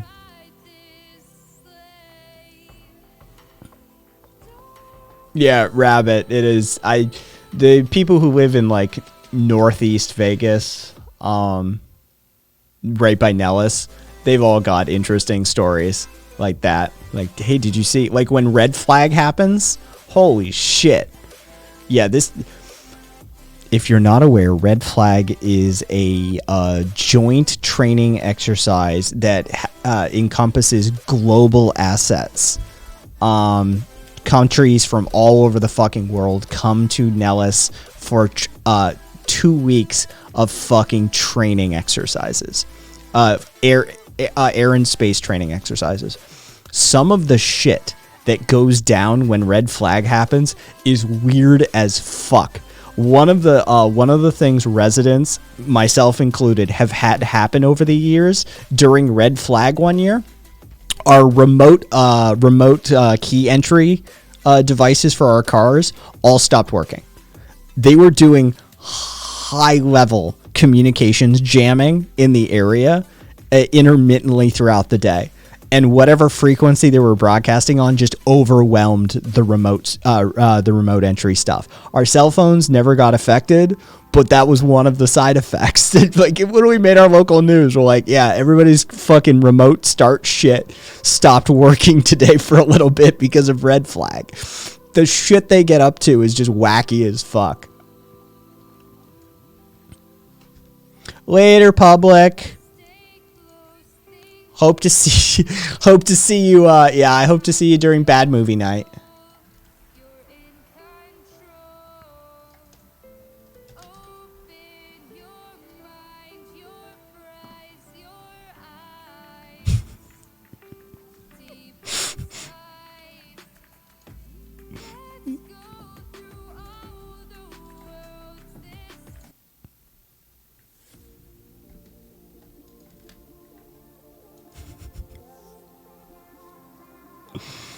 Oh. All right. Let's see. It's coming up on, let's see. So, fun with databases. I had a friend who was a development engineer. The schematics for the AF1 were firewalled from the rest of the computer system for years. Miss a digit on the code, and the AutoCAD starts churning out illegal without clearance full drafts. That seems like a bit of an oversight, Rabbit. That seems like a bit of an oversight. Maybe somebody would want to look into that. I'd hope. Yeah. Jesus fucking Christ.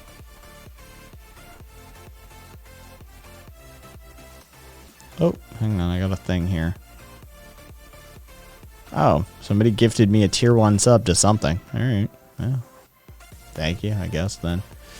Yeah, no, he found that out when he keyed the wrong code and suddenly the Secret Service was running in. Jesus fucking Christ. Sometimes I wonder how we do anything. Let's see. Who is... Oh, is she doing... Oh, I kind of want to... Oh, shit. Alright, well, I know what I'm doing. Alright, cool.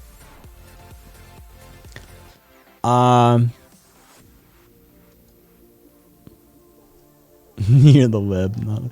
You're the lib.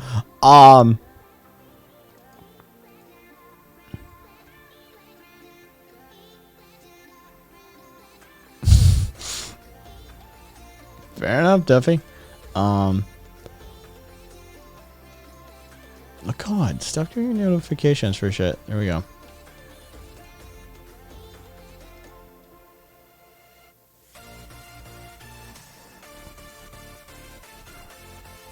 All right. My favorite theory is that Kubrick was hired to fake the moon landing. Yeah, I know this one. But he was such an yeah, I know this one. But was such an asshole about getting things right. He demanded they film on location on the moon. Yeah, I know that one. I know that one, Swede. Oh, fucking Kubrick. I'll make you do it 147 fucking times. Stanley, I'll make you do it 147 times, Kubrick. Dude, he broke Shelley. Man, that dude was a piece of work.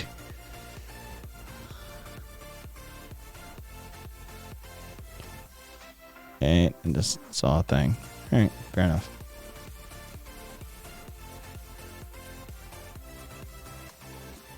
Bah, Rev. Happens to the best of us, Rev. Happens to the best of us. So yeah, if you're new to the community and you if you're not aware, we're doing Friday nights Bad Movie Night on Discord tonight. I think we're gonna do Zardoz and Grandma's Boy.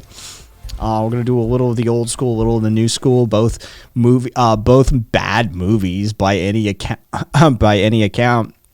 But Zardoz is batshit crazy, and Grandma's Boy has no business being as good as it is for how terrible of a movie it is, and yet still an amazing movie.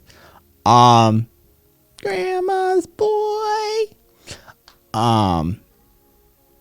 Angie, it's we've been sort of Kubrick female on my set. Best traumatize them and call it immersive acting. It's acting. Yeah, it's fine, sweet. It's fine. You can be in chat.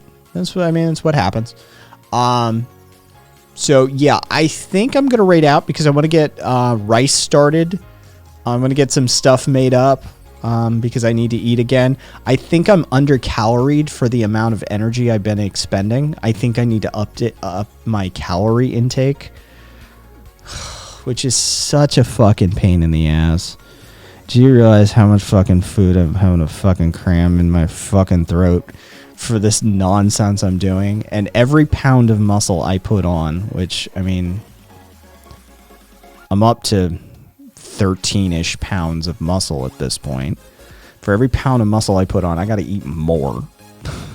It's kind of a negative feedback loop at this point. Rabbit, you know what? You don't count, Rabbit. You don't count. Of course you do. Fucking, we should do Grandma's Boy then Strange Wilderness. Me Toad. Fucking Danger 5, Agent Hitler. Yes, I'm Danger 5 is a hell of a thing.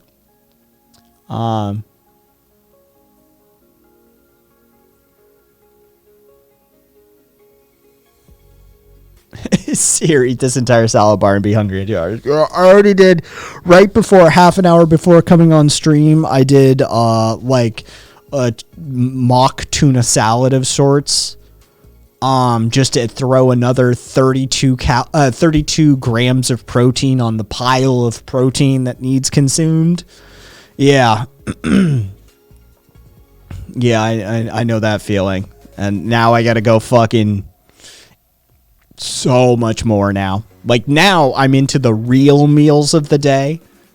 And so now these are the ones that are like, kick your ass big.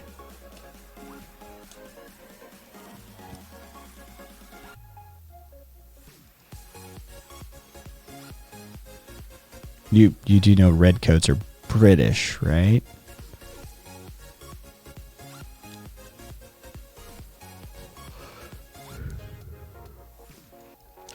Angie, I could throw in a little more fat to up the caloric count.